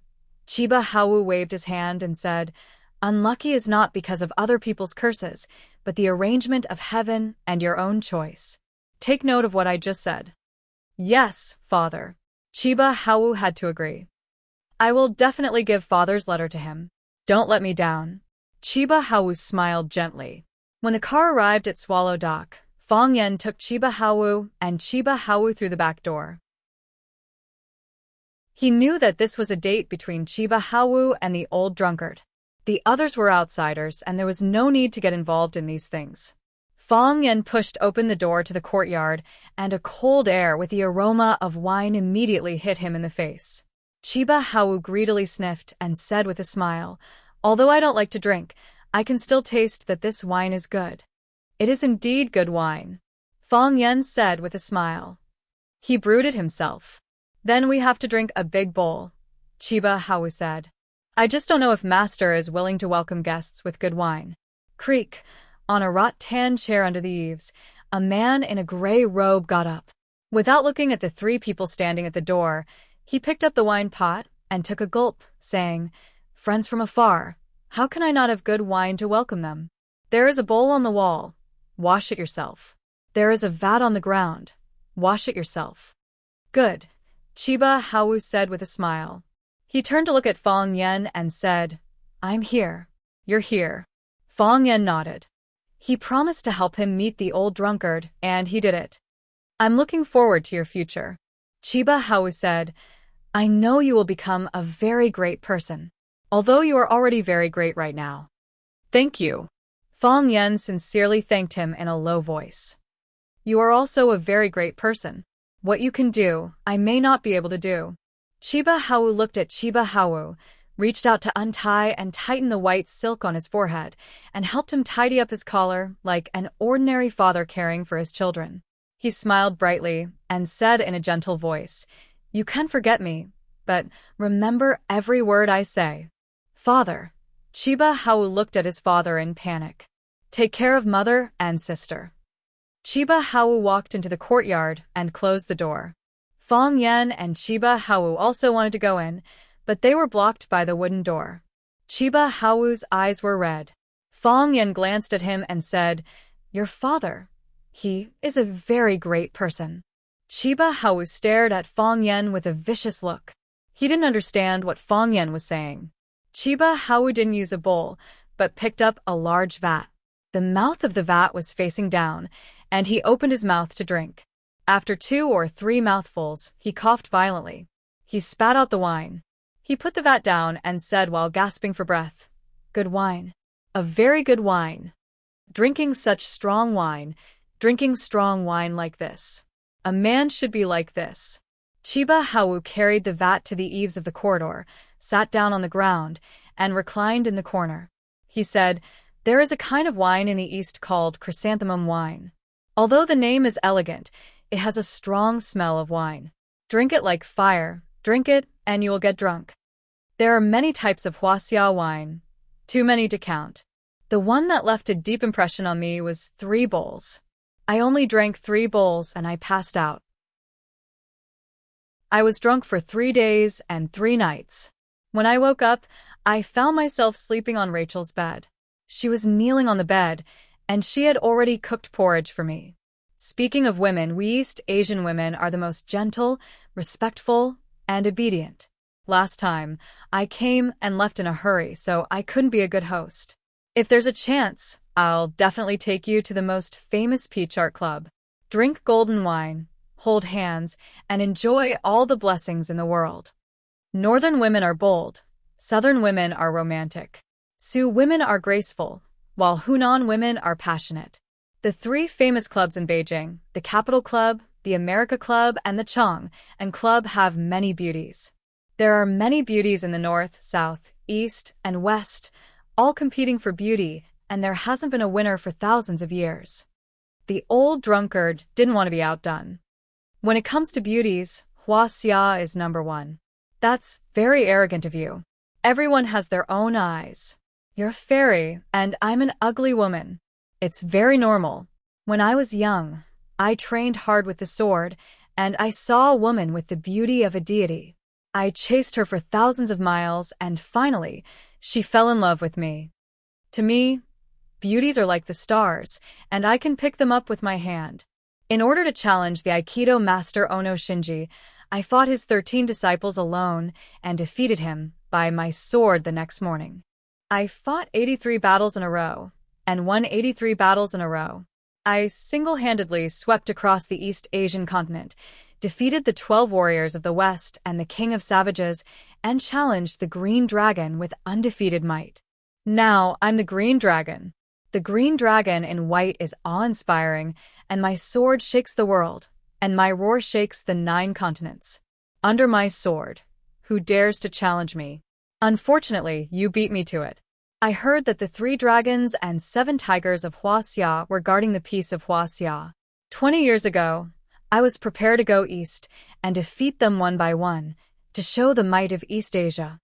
In the end, I killed my way there, and you were so scared that you didn't dare to go east for 20 years. Not a single warrior from East Asia dared to challenge me. At that time, we were still young, and we felt that there were countless possibilities. At that time, we were still young, and youth is capital. Chapter 418. His classmate was young and in his prime. He was full of scholarly spirit and full of vigor. He pointed out the country and inspired words. He was once a marquis of 10,000 households. Have you ever remembered that when you were in the middle of the stream, the waves stopped the flying boat? One was Mo Qingdi, one of the 3 dragons of Huaxia's 3 dragons and 7 tigers. The other was the Japanese sword god Chiba Hirabomi, who was worshipped by the martial artists of the country. The 2 of them were not talking about cultivation secrets, nor were they discussing some supreme sword techniques. They were like 2 ordinary middle-aged men, competing to see who had drunk the strongest alcohol and bragged about who had played with the most beautiful women. They were like children competing and lecturing like perverts. If the outside world knew about this, they would be shocked. However, who could understand their sad state of mind at this time? It was more like mockery than showing off, because what they were talking about was the peak of their lives that had been lost and could never return. They were like 2 injured wolf kings, snuggling up to each other to keep each other warm. Their existence itself was a kind of comfort to each other. It's been more than 20 years since we parted yesterday. The old drunkard looked leisurely, holding a wine gourd and pouring himself wine. He did not treat Chiba Hirabomi as a guest and chatted with him as if they were old friends. Although they had not seen each other for so many years, they did not feel unfamiliar. The friendship between gentlemen was as light as water. Perhaps this was the camaraderie between men. Fong Yan said you were coming. I was looking forward to your coming, but I was afraid of it. The red flowers bloomed, and the green leaves withered. The cruelest thing in life is not living in a deep valley all your life, but when you climbed from the deep valley to the top of the mountain with great difficulty, only to be kicked down by someone. What's the use of seeing a disabled person? Chiba Hirabomi put down the wine jar and looked at the old drunkard. Why did you meet me again? Because of fear, said the old drunkard. When I realized that I was afraid to see you, I had to see you. I don't believe in gods and Buddhas, and I'm not afraid of ghosts and gods. How can I be afraid to see people? That's a good reason, said Chiba Hirabomi. I'm the same as you. I'm also afraid to see you. But I still want to see you. Old drunkard took a sip of wine and didn't answer. He waited for Chiba to continue. 20 years ago, I was so confident that I could conquer Huaxia, but in the end, I was defeated by you single-handedly. I've been in seclusion for 20 years because I have fear in my heart. Chiba Hirabomi said, I'm not afraid of losing. I'm afraid of not being able to win. Every time I mustered up my courage and thought back to the battle at 8 Snake Mountain, there would be another voice in my heart telling me that I was very strong, but he was even stronger. You can't win. Again and again, he mustered up his courage and gave up again and again. Later, my son, Chiba Hawu, caused trouble in Huaxia and got injured. It was only then that I made up my mind to come here, not to avenge my son, but because I felt that I had to come here. Only after I personally fought with you will I know who the victor is and the difference between us. Otherwise, we can only live in fear for the rest of our lives. I understand. Old drunkard raised his wine gourd towards Chiba Shinobu. I salute you. Old drunkard liked to drink, but never respected people. This was the first time in many years that he raised his glass.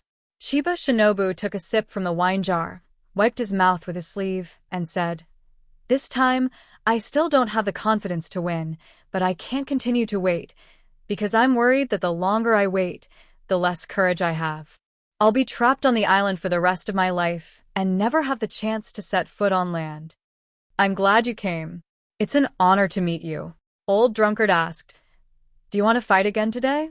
Today, we must fight. Chiba Shinobu said firmly. He had waited for this battle for more than 20 years.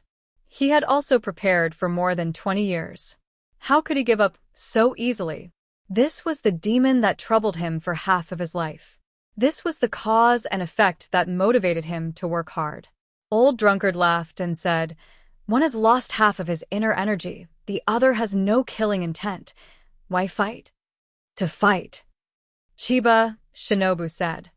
The battle at 8 Snake Mountain has yet to be decided, and I still feel regretful. I've always felt that you owe me one, and I also owe you one. Let's settle it today. Because you and I both know very well that after today, we won't have another chance. As you wish. Old drunkard said. Chiba Shinobu's sturdy hand suddenly reached into the wine jar. His hand clawed hard, as if he was grabbing something. What he grabbed was the wine, the intense fire-like burning knife. The wine was shapeless, but after being wrapped by his inner energy, it actually took on the shape of a rectangular sword. The long sword was pulled into the air by him, but the wine sword in his hand didn't break. Not a single drop of wine splashed. This person's control of inner energy had reached perfection, like magic. Chiba Shinobu held the big sword in his hand and slashed towards old drunkard not far away. A sword that shocked the gods and split the mountains. The wine sword was like an iron sword, making a sizzling sound as it was swung. The air in front of him was split open by him. The space appeared to be distorted due to his ghostly speed and majestic power. Puff! Old drunkard, who was sleeping on the chair, spat out the wine in his mouth. Countless streams of wine turned into countless small swords that flew towards the incoming heavy sword. Bang! Bang! Bang! The huge wine sword and the countless small swords collided with each other, producing a crisp sound of metal hitting stone. Pieces of the wine sword were cut off by the small swords. The falling swords immediately melted into a stream of hot water, then evaporated into nothingness. The heavy sword didn't change its direction, but its speed became more ferocious. It slashed towards Mo Qingdi with an indomitable posture.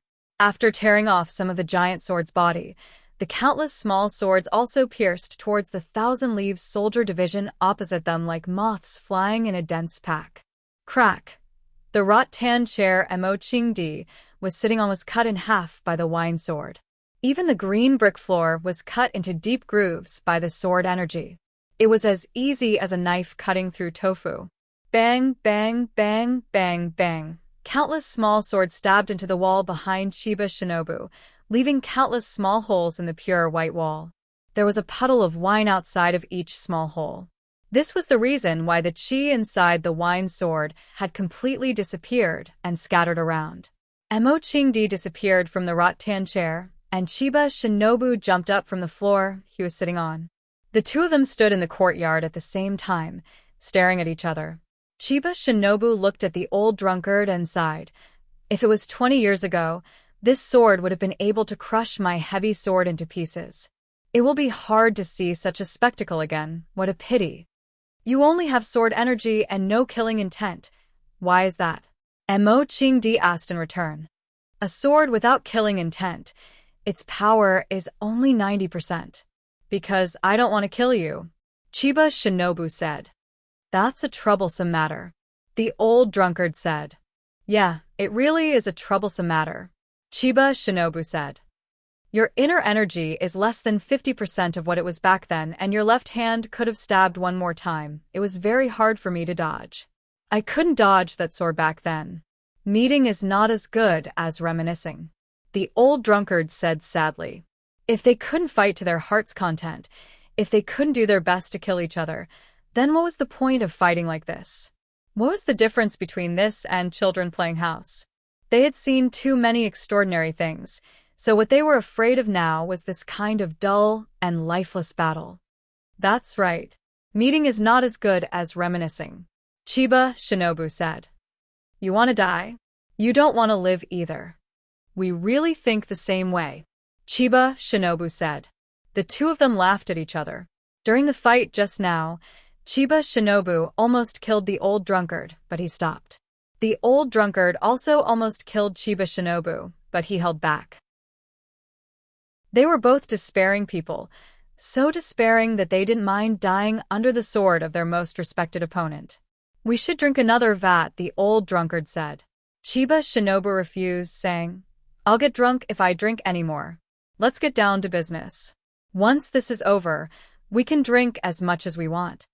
Then let's get down to business first, the old drunkard said. Whoever wins will have to drink to the winner. Then I'll have to trouble you, Chiba Shinobu sincerely said. Chiba Shinobu broke off a branch from the pear tree above his head, broke off the fork on the branch, then used this crooked branch as a sword. Mo Qingdi flicked his foot and caught a mop in his hand. With a flick of his wrist, the cloth straps on the mop flew off, turning the long stick in his hand into a spear. Take this sword of mine, Chiba Shinobu said with an extremely solemn expression. This is the sword that I've been thinking about day and night, the sword that gave me the deepest understanding in the last 20 years. I've always wanted to bring it to see you. This sword, I've named it Unintentional. Be careful. Got it, the old drunkard nodded seriously. Chiba Shinobu moved. Chiba Shinobu clearly moved, but his body was still standing in the same place. That was just his afterimage, and the ball of mystery that looked like an afterimage was the real body of Chiba Shinobu. Because his speed was too fast, it created an illusion to the eyes, creating the illusion that Chinya Shinobi was not moving at all. He thrusted his sword straight out. Thrust his sword that was made from a tree branch. It was a straight sword, a plain sword. It was like a very ordinary man holding a tree branch and stabbing it at his enemy's chest. It was not fancy, not stunning, no sound of wind and thunder and no energy. It was just a tree branch. It was an ordinary sword thrust by an ordinary person. It looked really disappointing. However, the old drunkard couldn't help but lift his sleepy eyelids. His confused eyes were filled with light. His expression was unprecedentedly serious. It was like seeing a pile of gold or a piece of rare treasure. 10,000 swords as one. 10,000 sword techniques could be condensed into this sword, and 10,000 changes could be performed into the sword. Endless life. No change was the biggest change because it could change in countless ways at any time. If there were no tracks, then there were no traces to be found. No sword will, no defense. After 20 years of sword comprehension, he finally thrust this sword. Chiba Shinobu deserved to be called the sword god of Japan. Chapter 419. If one's eyes were sharp enough, if one's eyes were the eyes of Mo Chingdi, then one would know how marvelous this sword was. At least in Mo Chingdi's eyes, this sword was not static and ordinary. It was not a branch, but a real sword. A peerless sword. It was trembling slightly, out of fear and excitement. Perhaps it was because of his birth. It was the sword that was trembling, not Chiba's hand that was trembling. He had stabbed out tens of millions of times. No matter what the situation was, his hand that held the sword never trembled. The body of the sword had a life of its own. It had an independent consciousness. It aimed at the old drunkard's eyebrows, eyes, throat, chest, heart, or abdomen. It could even attack the lower body of the old drunkard, piercing the 29 acupoints of the old drunkard and the 72 acupoints of the old drunkard's calf. It covered all the fatal points on the old drunkard's body, as well as all the acupoints on the old drunkard's body. The name of the sword was unintentional. In other words, at the moment of the final attack, even Chiba himself did not know where he would stab. It was only a few tenths of a second or even less. You couldn't blink, you couldn't breathe, and your heart didn't beat. The interval between one heartbeat and the next, it was shorter than that. Chiba disappeared from where he stood and stabbed at the old drunkard's throat. Yes, at the last moment, he finally locked on to the target he wanted. The throat. The sword pierced the throat. The old drunkard finally moved. The old drunkard finally moved. He rushed toward Chiba with the long stick in his hand.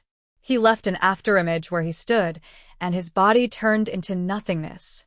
In an ugly and barbaric manner, he raised the long stick in his hand and stabbed it towards Chiba Shinobi. The stick didn't even have a sharp spearhead. Their bodies brushed past each other. Or it could be said that two blurry shadows brushed past each other. It was just a change of position. It was just a change of the way they interacted. From standing face to face, they stood with their backs to each other. Chiba stood where the old drunkard had just stood, and the old drunkard also stood in Chiba's footprints. Then, everything became still. Their bodies gradually became clearer, and they became two living bodies, no longer a blurry shadow. The gray sky was like someone's black face, and the white world was so dreamy. Two men in loose robes with big sleeves stood in a small independent courtyard. Because of the small size of the courtyard, their figures seemed strangely tall and imposing, just like the war gods of ancient times. The branch in Hashimoto Chiba's hand was dripping blood. 1 drop, 2 drops, 3 drops. The red blood slowly melted the snow on the ground. The chest area of the old drunkard's gray robe was dyed brown with blood. Just when the old drunkard thought that the sword would stab his throat, the thousand-leaves soldier changed his move and attacked his chest again. There were only a few people in this world who could accelerate at such a fast speed. The wooden stick in the old drunkard's hand flew away towards the wooden door of the small courtyard. Like a spear, it stuck in the middle of the wooden door. Half of the stick went in, leaving only a short section exposed in the courtyard. "Why?" the old drunkard asked in a heavy voice. 20 years ago, I lost to you," Hashimoto Chiba said softly. His voice was soft and gentle, as if he was reluctant to leave and relieved. "That's the reason? 20 years later, I lost to Fong Yan. That's the reason? Huaxia is too powerful." Hashimoto Chiba sighed and said, "Huaxia is too powerful. 20 years ago, I had the ambition to conquer Huaxia with Japanese kendo and make it more powerful. Unfortunately, before I could take that step, I was forced back by you. 20 years later, I gathered the courage to go east again. The result was even worse than the last time. I was defeated by a nobody in Huaqing. Fong Yan is a genius in martial arts, and there are not many geniuses like Fong Yan in Huaxia. Even a young girl who is close to Fong Yan, with her talent, will not be inferior to me in the future. I still have hope after losing to you. I hope that one day, I will come back with a sword and wash away the shame with blood.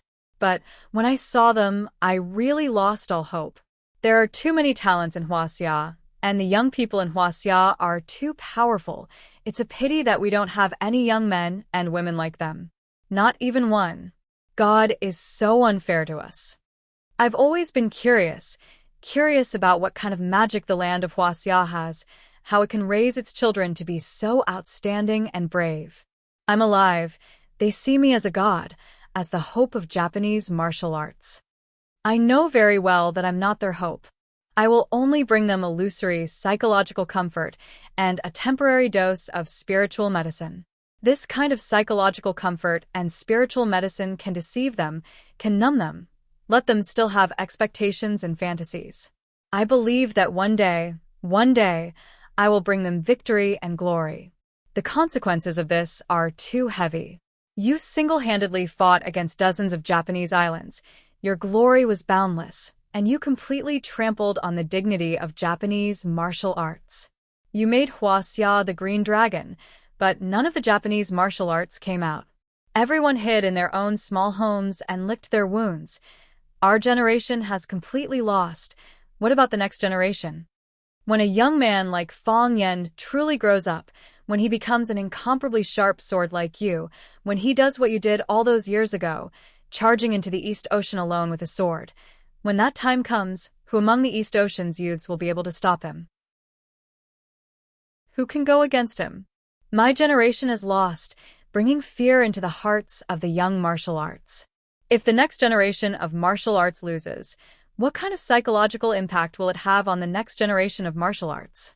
Every time we lose, the morale will drop. After losing 3 times in a row, where will the morale be?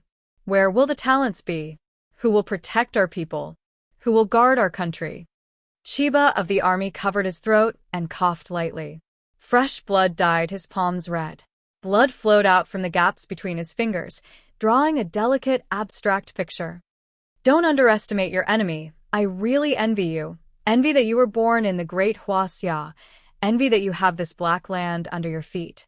Envy that you have so many talents. Envy that you are proud and fearless. How good would it be if Fang Yan was from our country? How good would it be if Fang Yan was from our country? If that's the case, why would I have to walk on this path of no return? Why would it be like this? The old drunkard said with a sigh. Only when you are alive will there be hope. Only when you are alive can you see a longer future. Living is the most important thing. From the azure dragon of Huaxia to the drunkard of today, the tendons in his hand are broken, and there is no hope for him to recover. The woman you love the most has left you, sinking your heart into a swamp and plunging you into eternal hell. Every day you are sober is a day of pain. Every time you think, you are sad. I am such a poor person, but I still live. If I were to die, I don't know how many times I would have died. You are alive because you still have hope in your heart. Chiba Hirabomi said softly. I haven't seen you for many years, but I didn't expect that my old friend, who is famous in Huaxia, would fall into such a situation. Your meridians are broken because you believe that they will break out of the cage one day. The woman you love the most has left you, because you believe that she will come back one day, or that she has always been there. There is really no hope for me to live. 20 years after another 20 years, how many more 20 years can I have? In the next 20 years, when my hair is white, will I have the courage to go east again with a sword to challenge the heroes of Huaxia? At that time, I am afraid that I can't even hold a sword steadily, right? I can't save the Japanese martial arts if I am alive. Only when I am dead can they be completely desperate. Chiba Hirabomi said with a very firm voice. He believed in the future he hoped for. Only when people are at their most desperate can they burst out with unimaginable potential. I believe in the thousands of Japanese martial arts practitioners, and I look forward to their future. I know that countless young talents like Fang Yan will grow up among them. Only then will there be the prosperity of Japan and the resurgence of Japanese martial arts. Do you have any regrets? Regrets? Chiba Hirabomi thought for a moment and said, I hope that I won't be put on a pedestal by others in my next life. Because once I go up, I can never come back down. I just want to be a swordsman. Chiba Hirabomi's body slowly knelt on the ground, and then he lay flat on all fours in the snow. The wooden stick had pierced through his abdomen, leaving a pitch-black hole there. The white clothes on his body were dyed red by the blood, and the snow on the ground was also dyed red by the blood. White clothes and white snow had become red clothes and red snow. Chiba opened his eyes and looked at the sky above his head, saying, "We Dongyang do not have such a land, so I will bury myself here. I will turn myself into a handful of dust here. Bless my people to have more strong men. Bless the martial arts of Dongyang to prosper. Please forgive my selfishness," Chiba Hirabomi said with a chuckle. "Because only dying in your hands is a true liberation for me." "I forgive you," the old drunkard said gently. "The strong are lonely, and Fong Yan also needs an opponent to sharpen himself. We've agreed that the winner will drink to the winner," Chiba Hirabomi said with a smile. The smile came from the bottom of his heart, warm and peaceful. The old drunkard walked to the corner, picked up a large jar, and gulped it down. His head and face were covered in alcohol, and his stomach was filled with it. He poured the remaining half of the jar next to Chiba Hirabomi's head. Chiba Hirabomi smelled the rich fragrance of the wine and closed his eyes with a gratified expression. The Japanese sword god Chiba Hirabomi had fallen. Chapter 420. Little White was Fong Haohen's rabbit. It liked to eat vegetable leaves and corn chips. It also had a very bad habit of drinking alcohol. It liked to drink the shadaozi in the old drunkard's yard.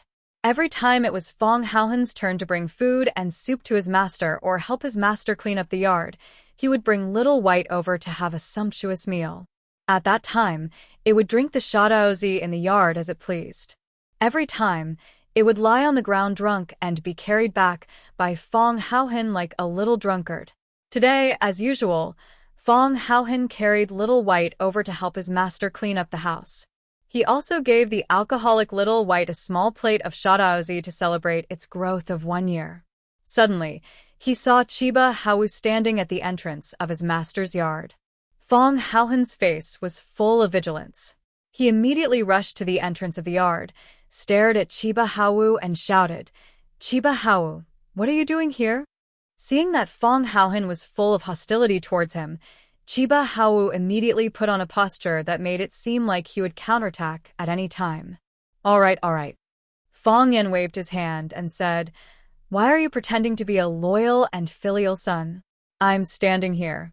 If they want to do something bad, how can I let them in?" Fong Haohen chuckled. Both sides of his cheeks were deeply sunken. Even if the skin on his entire face was cut off, it would still be less than 2 ounces. Fong Haohen walked in front of Fong Yan and whispered, "Junior martial uncle, these 2 Japanese, slap." Fong Yan slapped him on the head and said angrily, "He doesn't understand Hua Xia language. You don't have to speak so sneakily." "Oh, then I'm relieved." Fong Haohen breathed a sigh of relief and said, "Why did they come to our swallow dock? Aren't they looking for trouble? I'm going to ring the alarm bell at the entrance of the village and get everyone to come and wrap them up like dumplings. They've all come to our doorstep and into our yard. Aren't they bullying us?" "Shut up," Fong Yan said. "Do you know what it means by heroes cherishing heroes?" "I know. In Fong Yingying's eyes, the most awesome person is Fong Yingying. This is what they mean by heroes cherishing heroes." Pa. Fong Yan slapped Fong Haohen's head again. It was impossible to explain things to these 2 little bastards. Fong Haohen dodged with the rabbit in his arms and said in a wrong tone, "I didn't say anything wrong. It's not like you don't know the condition of Master's body. They came here to show off. Aren't they just making things difficult for Master? What does Master care about the most?" What he was most concerned about was that his meridians were severed, and there was no way for him to return to his peak state. If that old man, who was always pretending to be mysterious, challenged Master with Master's temperament, he would definitely not refuse. What was this? When a tiger falls to the plains, it will be bullied by dogs. If he's so capable, let him fight you. Fong Yan knew that Fong Haohen was worried about the safety of the old drunkard, and the possibility of what he said was very high. Moreover, didn't the Chiba army come all the way here to finish the unfinished battle in the past? If the Chiba army challenged the old drunkard would definitely not refuse. Just like when Fong Yen was challenged by the Chiba army, although he was scared to death, even if he really had to die, he would not refuse. Some things had nothing to do with life and death, but with dignity. In the past, the old drunkard used to drown his sorrows with alcohol. If he was forced by external forces, the old drunkard would probably die to drown his sorrows. Such a proud man, such a glorious hero, had fallen into such a situation. Perhaps living was more of a torture than dying, right? However, even knowing this answer, Fong Yen still did not stop the two of them from meeting. Because, except for the old drunkard himself, no one was qualified to make such a decision for him. For such a man, what they needed the most was understanding and respect, not protection and pity. Fong Yen looked at Fong Haohen and said, "Is there any use in stopping them?" No. Fong Haohen shook his head. "Then stand aside and pray," said Fong Yen. Fong Haohen stared at Chiba Haohen unkindly and said, "Since we have nothing to do, why don't I beat him up? Who asked his father to challenge my master?" Fong Yen glanced at Chiba Haohen and said, "Whatever." The person he respected was the Chiba army, and as for this guy, he really did not have a good impression of him. He also knew that Chiba Haohen did not have a good impression of him either. If the opportunity was ripe, maybe this guy would stab him with a knife. Fong Yen was on guard against him. In the end, Fong Haohen did not challenge Chiba Haohen, because just as he was about to do so, he heard the sound of wood breaking in the yard. "They've started fighting," said Fong Haohen anxiously. He hugged Little White tightly in his arms, like an ugly little girl who had been frightened. It would be difficult to find a woman uglier than Fong Haohen. Chiba Haohen also heard the sound, and did not have time to guard against Fong Haohen's possible sneak attack from behind. He quickly ran to the wooden door, wanting to look through the gap. Fong Yen took a step forward and pulled him aside from the door. If the two men inside were to kill each other, this small yard would be torn apart by them in minutes. Even a branch or leaf flying out from inside could kill someone. Chiba Haohen ran to the door and lay down, and if he was not careful, he would be killed. To be honest, Fong Yen really did not care about Chiba Haohen's life, because he had always felt that this guy was too narrow-minded and evil. However, if Chiba Haohen came out and found his son dead, would he suspect him of being the culprit? It would not be good to cause such a misunderstanding. After a few noises, there was no more movement in the yard. Fong Haohen looked at Fong Yen, and Chiba Haohen also looked at Fong Yen. Fong Yan's expression was solemn, but he did not say anything. He could feel the murderous aura in the yard, and the situation did not seem right. Thinking of all the strange things that happened when Chiba Haohen came, Fong Yen had a very bad feeling. These two people were not going to fight to the death, were they? Fong Yen became anxious and hesitated whether he should push open the wooden door and force his way in. Creak! The wooden door opened from the inside. The old drunkard stood at the door and first glanced at Chiba Haohen, then said to Fong Yen, "Japanese sword god Chiba Haohen died in battle." "Father." Chiba Haohen had already seen his father's body lying in the snow on the ground and miserably threw himself over. Fong Yan's expression was gloomy as he looked at Chiba Haohen's serene face after his death. He was alive and well just a moment ago, but now he had become a corpse without breathing or a heartbeat. Life was impermanent, that was all. She recalled the first time they met. She recalled their battle at One Sword Peak. She recalled how he suddenly jumped up and pushed her away to avoid the shots of those flying people. She recalled how he stood under the osmanthus tree in the courtyard in his white robe. She also recalled how he asked her to stop the car by the roadside and run into the wheat field like a child. She then stepped on the cold black soil with her bare feet. "Father."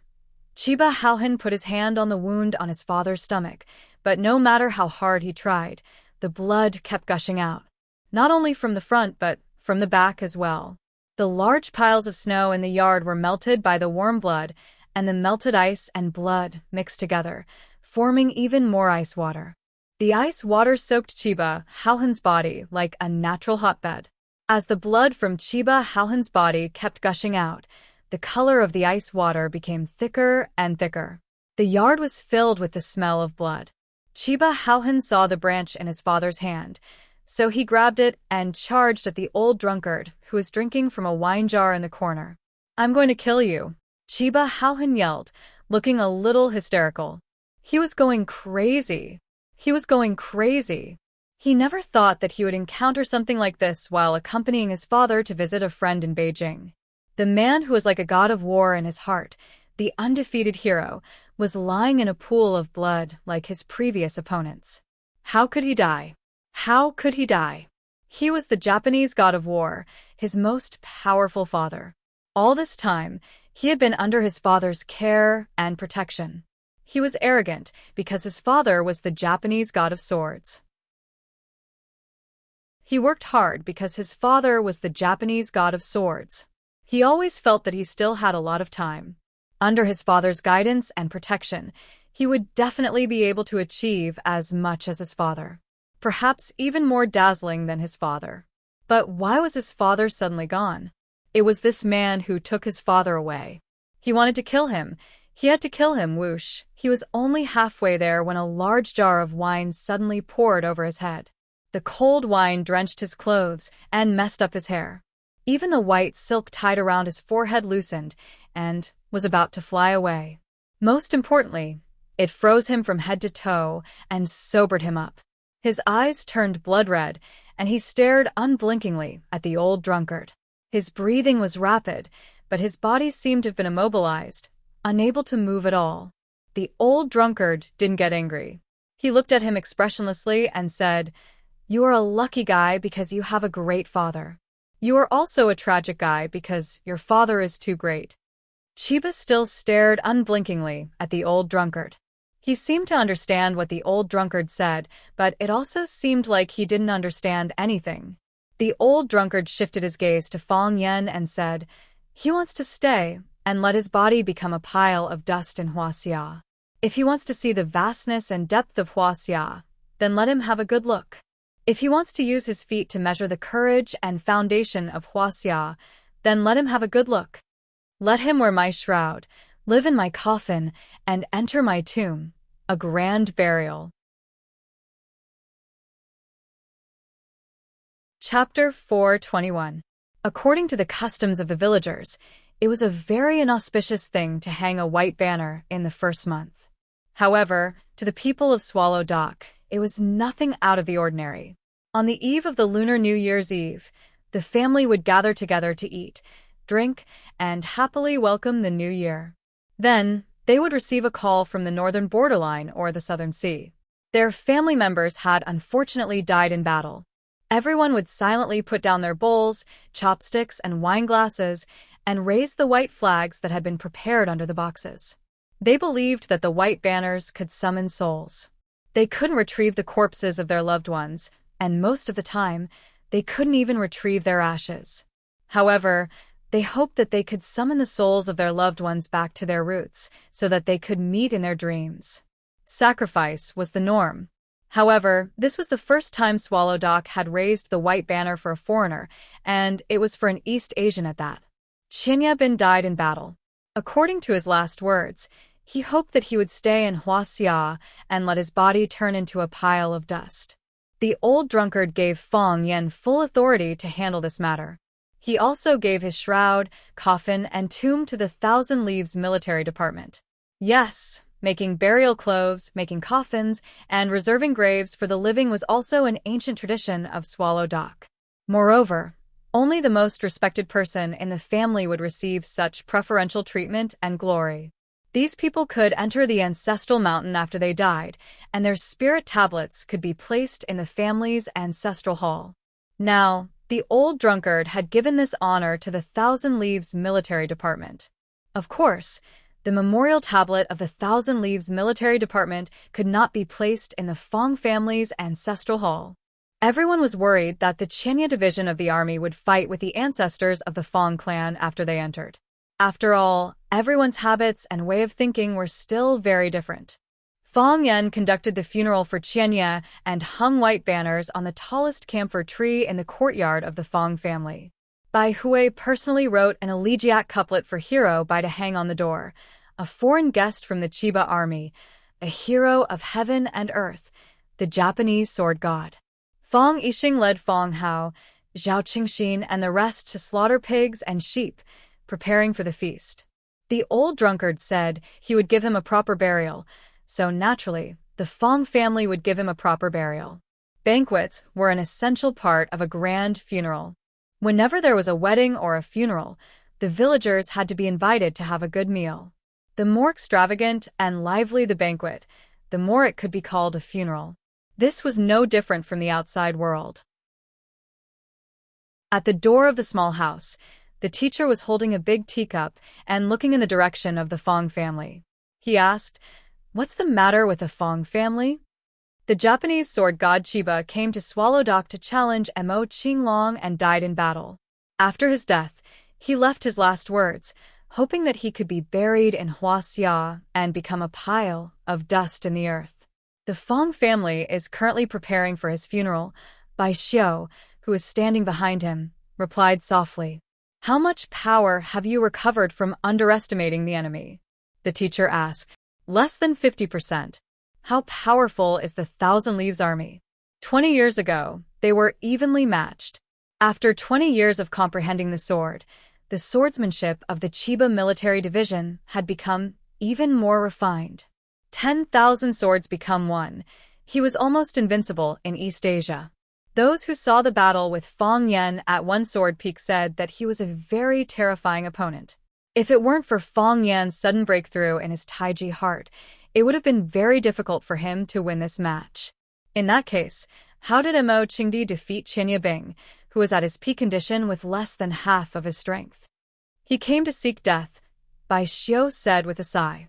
"The Fong family values kinship and righteousness. They did a good job."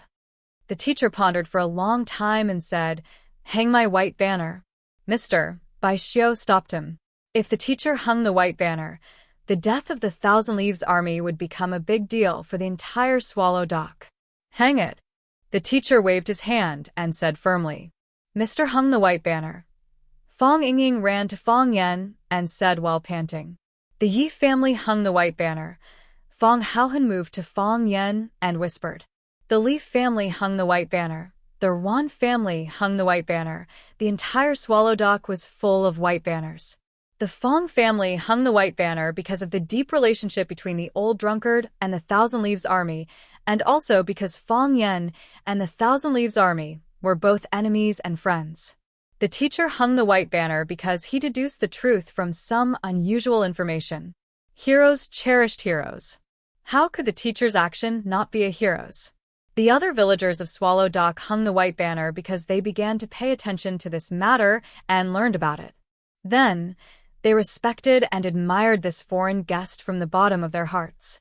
Perhaps when they met on the battlefield, they would engage in a bloodthirsty fight to the death. However, this did not affect their favorable impression of their opponent, because they were the same kind of people. If they were not the same kind of people, why would they meet in such a dangerous place? If they weren't the same kind of people, why would they give up their lives for a goal that seemed to be empty and meaningless? They could also live in a prosperous city like thousands of people, find a comfortable job, marry a beautiful wife, and have a few lovely children. With their abilities, they could live a more comfortable and safe life. But why did they meet on the battlefield? The news of the death of the Thousand Leaves Army's father spread to Huaqing, and Huaqing spread the news of the Thousand Leaves Army's death to the IGA One-Blade School. The IGA One-Blade School spread the news of the Thousand Leaves Army's death to the entire East Ocean and the even more distant world of martial artists. In the dojo of the IGA One-Blade School, a long-bearded man with black silk tied around his head was silent. Several rows of young martial artists, sitting across from him, looked at the middle-aged man with serious expressions. "Everyone, the king of our IGA One-Blade School, the sword god of East Ocean, Mr. Chiba Abe challenged one of the three dragons of Huaxia, the Azure Dragon. Don't underestimate him, and unfortunately, he died in the battle," the black-bearded man said in a hoarse voice. His eyes were bloodshot, and his hands were clenched tightly. Boom! The crowd was in an uproar. "Mr. Chiba Abe, did he really die?" "Impossible. How could our sword god be defeated by their azure dragon? He is invincible. It's impossible. He killed our sword god. We will fight him to the death. I don't want to believe it either, but this is the truth that I know. This is a disgrace to our IGA One-Blade School, and a disgrace to all East Ocean martial artists. The man happened to lead the young martial artists into an emotional outburst. A debt of blood must be paid with blood. Please practice hard, everyone, and in the future, our blood will flow in the Azure Dragon. Wash the Azure Dragon with blood. Wash the Azure Dragon with blood. Wash the Azure Dragon with blood. Sokka One-Blade School. On the spacious dojo, a white-robed old man angrily stated this fact. Although Chiba Abe is from the IGA sect that is our competitor, the East Ocean martial artists are one family. They were bound together for glory and bound together for shame. The Azure Dragon of Huaxia killed our East Ocean martial artists, and if we don't avenge him, we will be in vain as human beings. Everyone, please work hard, and we will challenge the Azure Dragon in the future to avenge Chiba Abe. Revenge. Revenge. Revenge. The black-robed swordsmen waved the machetes in their hands and shouted at the top of their lungs. At the foot of Yamasaki Mountain, Koga Clan Ninja Village, two men sat opposite each other in a simple thatched hut.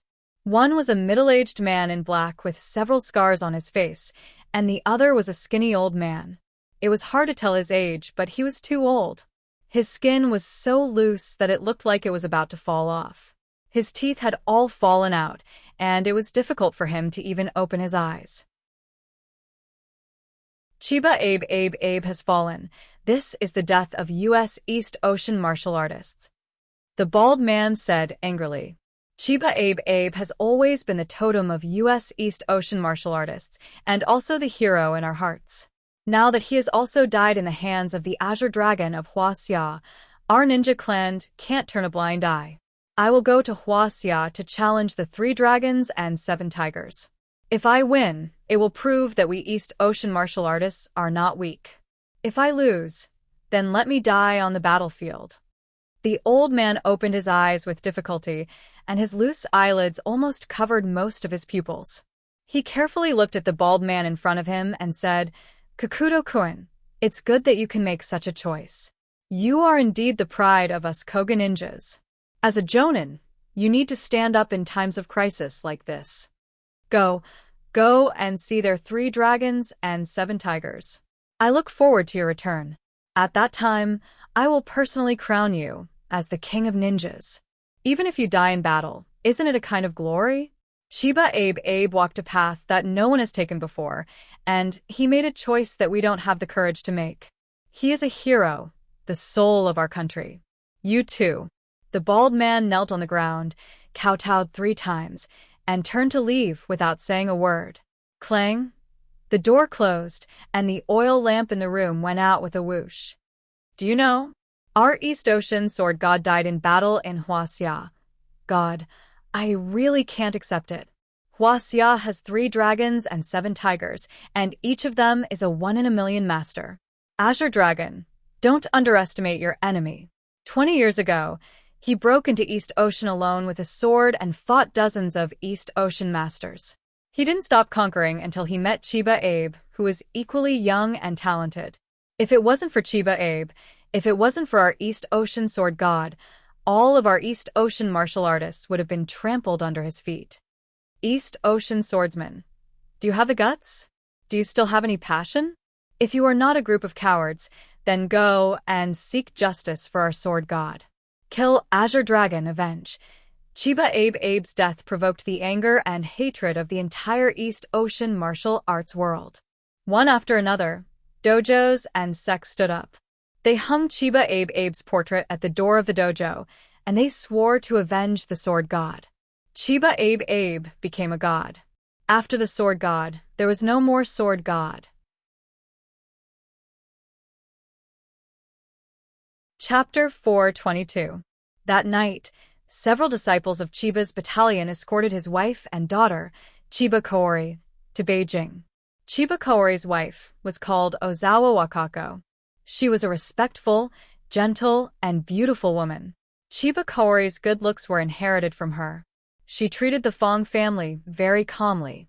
After bowing to express her gratitude, she knelt next to her husband's body and wiped his face with a silk handkerchief over and over again. Chiba Kaori bowed to Fong Yen, then knelt together with her brother, Chiba Halmu, and burned incense for their father. The beautiful and carefree girl's face was pale, and she looked unusually haggard. It was obvious that her father's death had hit her hard. It was only because of her excellent upbringing that she put away her weak and worthless tears in front of outsiders. Phantom and the other disciples became Fong Yan's right-hand men, and they did whatever Fong Yan asked them to do. There was no ill will between the two parties, as if the death of Chiba Kaori had nothing to do with the Fong family. It had nothing to do with me. Fong Yan lay on the rattan chair that the old drunkard often used. He held a big bowl in his hand and drank a mouthful of wine. He really wanted to drink today, so he naturally came to the old drunkard. If we think about it carefully, the Fong family is the one who suffered the most, right? Chiba Kaori, that sly old man, lost his will to win, and he was worried about the future of the Japanese martial artists. So he came up with such a lousy move to help himself and Japan. If the news that the Japanese sword god died in your hands spreads to Japan, you will become their public enemy, and the Fong family will become their enemy. I'm afraid that every Japanese martial artist will have a new goal when they practice swordsmanship, to learn the divine skill and kill the Azure Dragon. Tell me, what are we after? The old drunkard stood in the courtyard with a wine gourd in his hand. He kept drinking, but he didn't answer Fong Yan's questions. He used his death to awaken the Japanese martial artists' desire to work hard, and used your hands to ignite their hatred. We respect him, and I do think he's a good person. But can a good person plot against others? Why? We didn't get anything.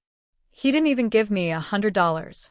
But we've done so many things for him and made ourselves the target of a country. Are we being too kind? We know it's not good for us, but we can't not do it. We have to do it. Why do I feel so upset?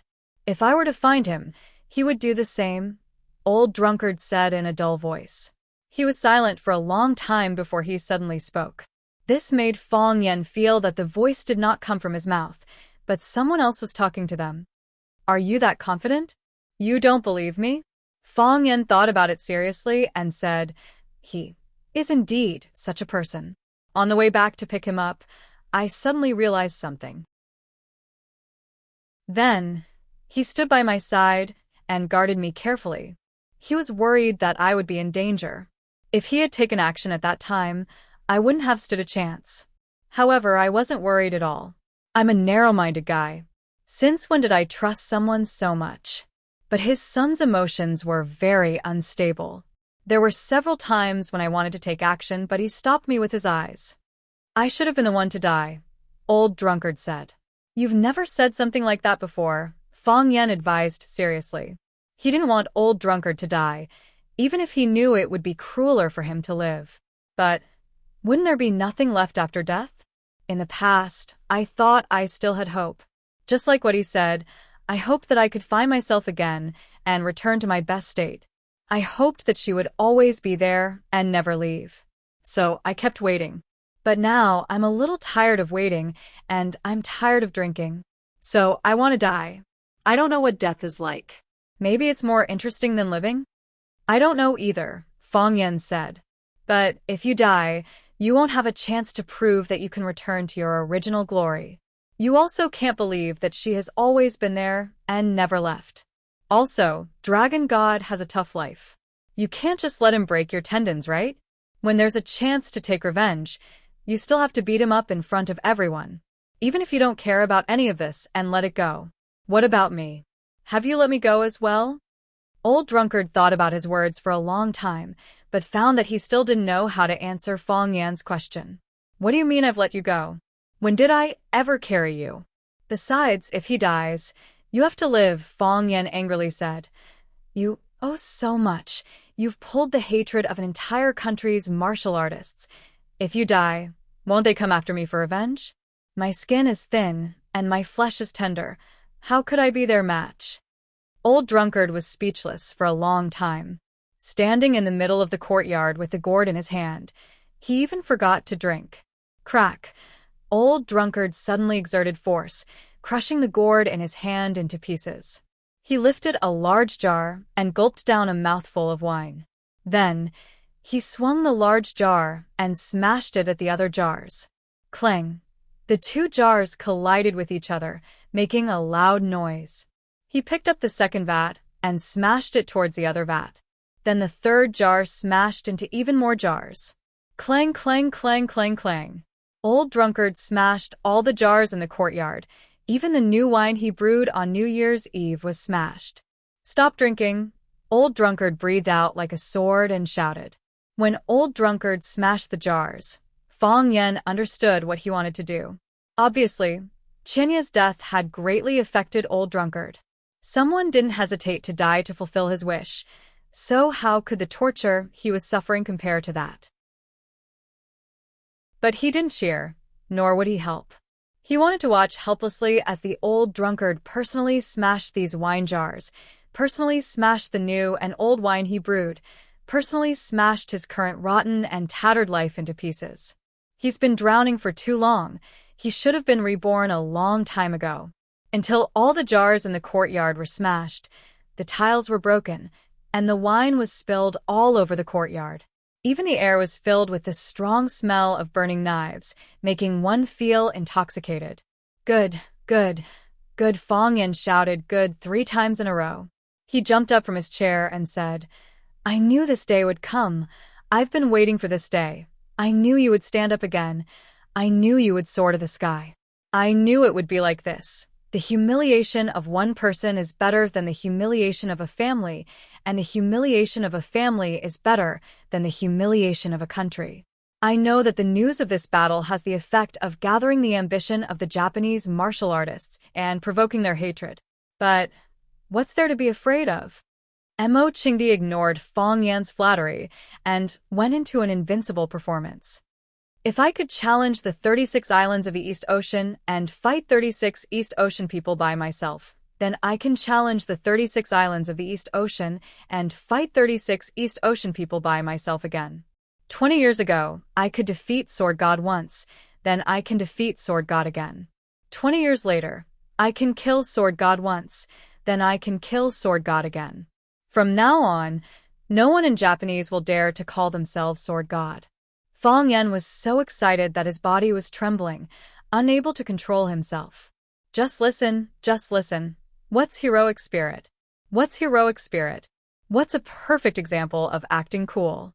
From a certain point of view, Fong Yen isn't even fit to carry the Old Drunkard's shoes. Fong Yen was very excited, but also very self-conscious. He drank the liquor in his bowl in one gulp and loudly cheered. That's how a man should be. To match the Old Drunkard's heroic spirit, to match the current atmosphere, Fong Yen even sang a war song. This was a song the Old Drunkard taught him when he was young. Boiling blood like the waves, in the river like the waves, in the sea always stirring my heart just because the humiliation hasn't been cleared. Fong Yen sang with a high spirit, his blood vessels swelled. He sang with passion, he sang with a sense of self-satisfaction. The Old Drunkard waited for him to finish, then happily said, It's good that you have such ambition. The things I mentioned, I'll leave them to you from now on. If I can do it, so can you, the Old Drunkard said. After that, he turned around and walked into the house. From now on, he would no longer sleep on the reclining chair under the eaves of a corridor or in a corner. Fong Yen stood alone in the wind and snow, his expression a little sad and melancholy. The Chiba Ministry of War was buried in peace. Ghost Shadow brought his wife Ozawa Wakako, Chiba Keiru, and Chiba Hamu to thank the Fong family. After hearing about the deeds of the Chiba Ministry of War, Luan respected this family very much and was full of sympathy for Ozawa Wakako. She took Ozawa Wakako's hand and said a lot of comforting words. Someone next to her helped translate. Ozawa Wakako expressed her gratitude and bowed to Luan again and again. In the end, she bowed so much that Luan didn't dare to speak. Chiba Hamu stared at Fong Yen fiercely and firmly. After bowing deeply to him, he said, I will definitely defeat you.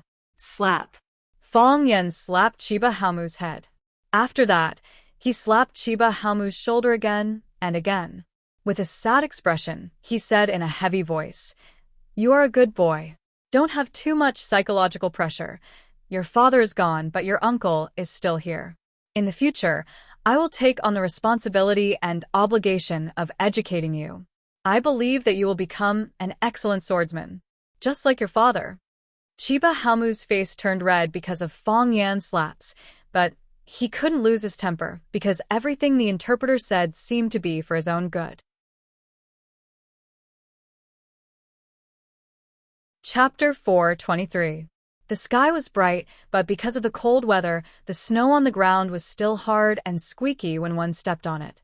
Fong Yan accompanied Chiba Keiru on a small road in the countryside. The two of them were silent. They could only hear each other's breathing and the sound of the snow under their feet. Chiba Keiru was dressed in plain clothes and looked exhausted. There were wrinkles on her knees from kneeling for a long time, and there were some ashes on her hair. The past 2 days had really tormented the girl. She hadn't even taken a hot shower until now. Are all men like this? Chiba Keiru suddenly asked. Although she could already communicate in the Hua-Xia language after a long period of hard work, there were still some obstacles when it came to talking about things that were too profound. Therefore, she spoke very slowly. It was as if she was trying very hard to articulate her words. What? Fong Yan thought about it a few times before he understood her question. If there's a big country, there's no small family? If there's justice, there's no personal feelings? Chiba Keiru asked with reddened eyes. There were many things that she couldn't understand, so she asked her teacher alone. Fong Yan was her language teacher and also the homeroom teacher of Class 9. Fong Yan was silent. It was too difficult to answer. "Mr. Fong, is my father really a good person?" Chiba Keiru asked. "Yes," Fong Yan said firmly. He had to give a definite answer. Otherwise, the death of Chiba Keiru would be meaningless. If he couldn't get the forgiveness of his beloved daughter, what was the point of being loved by the whole country? He's a good person and a great person. Then, Mr. Fong, will you be like him? For the country, for justice, you'll sacrifice yourself. You won't care about your wife's loneliness, your children's sorrow, and you'll say goodbye to them forever without saying goodbye. Fong Yan thought for a long time and answered honestly, "I can't do it. I'm too greedy. I want to grow old with my wife. I want to be the guardian of my daughter forever. I want to take care of my parents and the old drunkard when they die. So I won't choose that way." Chiba Kaori stopped and looked at Fong Yan. She smiled silently, like a chrysanthemum blooming quietly in the wind. "Mr. Fong, thank you for your answer," Chiba Kaori said softly. As wives, they hope to have a husband who will never leave them. As children, they want a father who can lean on them. My father was great, but he wasn't a good husband, a good father. Fong Yan wanted to say something to comfort her, but it seemed that all words had lost their power. "Don't try to comfort me, because all consolation is useless. Sadness has always been a personal thing." Chiba Kaori saw through Fong Yan's hesitant expression and took the initiative to say, "My father is gone, and my mother is going back to China. My brother will also go back. In Japan, he will receive guidance from the seniors in the dojo. My father's death will make him mature, and I believe that he will definitely become an outstanding swordsman. I will stay in Hua-Xia to accompany my father. Perhaps his soul has already reached Japan, to the place he fought for his entire life, to the Pheasant Mountain where he diligently practiced his swordsmanship every morning and night. But his body is still buried here. I want to stay and accompany him. He wasn't a good father, but I still love him as much as before." "Will you return to Rosefinch?" Fong Yan asked. Chiba Kaori shook her head and said, "No." "I knew it." Fong Yan sighed softly. Chiba Kaori was an outstanding student and a hard-working one. Because she had just arrived and had a language barrier, she had to understand the meaning of the words before she learned any subject. She had been at the bottom of the class for the previous few exams, but she was already above average for the final exam. Any responsible teacher would not want to lose a good student in their class. "Mr. Fong, I don't hate you. I didn't leave Rosefinch because I hate you, Chiba Kaori said. I'm just afraid. I'm afraid that every time I go to class, I will think of my father when I see you. Until now, I still can't accept the fact that he has left. I can't bear that kind of suffering, and I'm worried that it will make me break down. I will leave Rosefinch, and I won't enter any other school. I will learn something that interests me in the future, and my favorite is the tea ceremony. I think that's what my father is happy to see. He wants me to focus on what I like. And I always feel that I still have a lot of time. Fong Yin looked at Chiba Kaori with sincerity and said, I respect your choice. We won't be teacher and student in the future, but we will still be friends. If you need anything, just come to me. No, you will always be my teacher, Chiba Kaori said seriously. People in Huaxia believe that a teacher for a day is a father for life. You are my teacher for a day, and you will always be my teacher. I understand everything you have done for my father. Perhaps Chiba Hao doesn't understand it now, but he will one day. He will know how magnanimous he must be to be able to help his opponent like this. She bowed deeply to Fong Yen, then jogged toward the dojo. There, her mother, brother, and Phantom were waiting to leave Swallow Dock with her. They would stay in Huaqing for a short while, then fly to Japan from there. To them, it was a sad country. Her figure was thin, and her long hair was flying. Her back view was so desolate and sorrowful. She was smart, beautiful, and a girl who had lost her father. Fong Yen couldn't bear to look at her anymore, so he looked in another direction. Hey, are you dumbfounded? A girl with a rosy face shouted at him. No matter how bad the haze was, the sudden sight of two bright and beautiful faces would immediately brighten one's mood. This was a common problem for men. Two beautiful girls appeared in front of Fong Yen. One was wearing a white shirt, white pants, and a pair of white sports shoes. It was Yiwen, whom he hadn't seen for a few days. The other one was Leaf, who was wearing a red down jacket, white jeans, and a pair of black leather boots.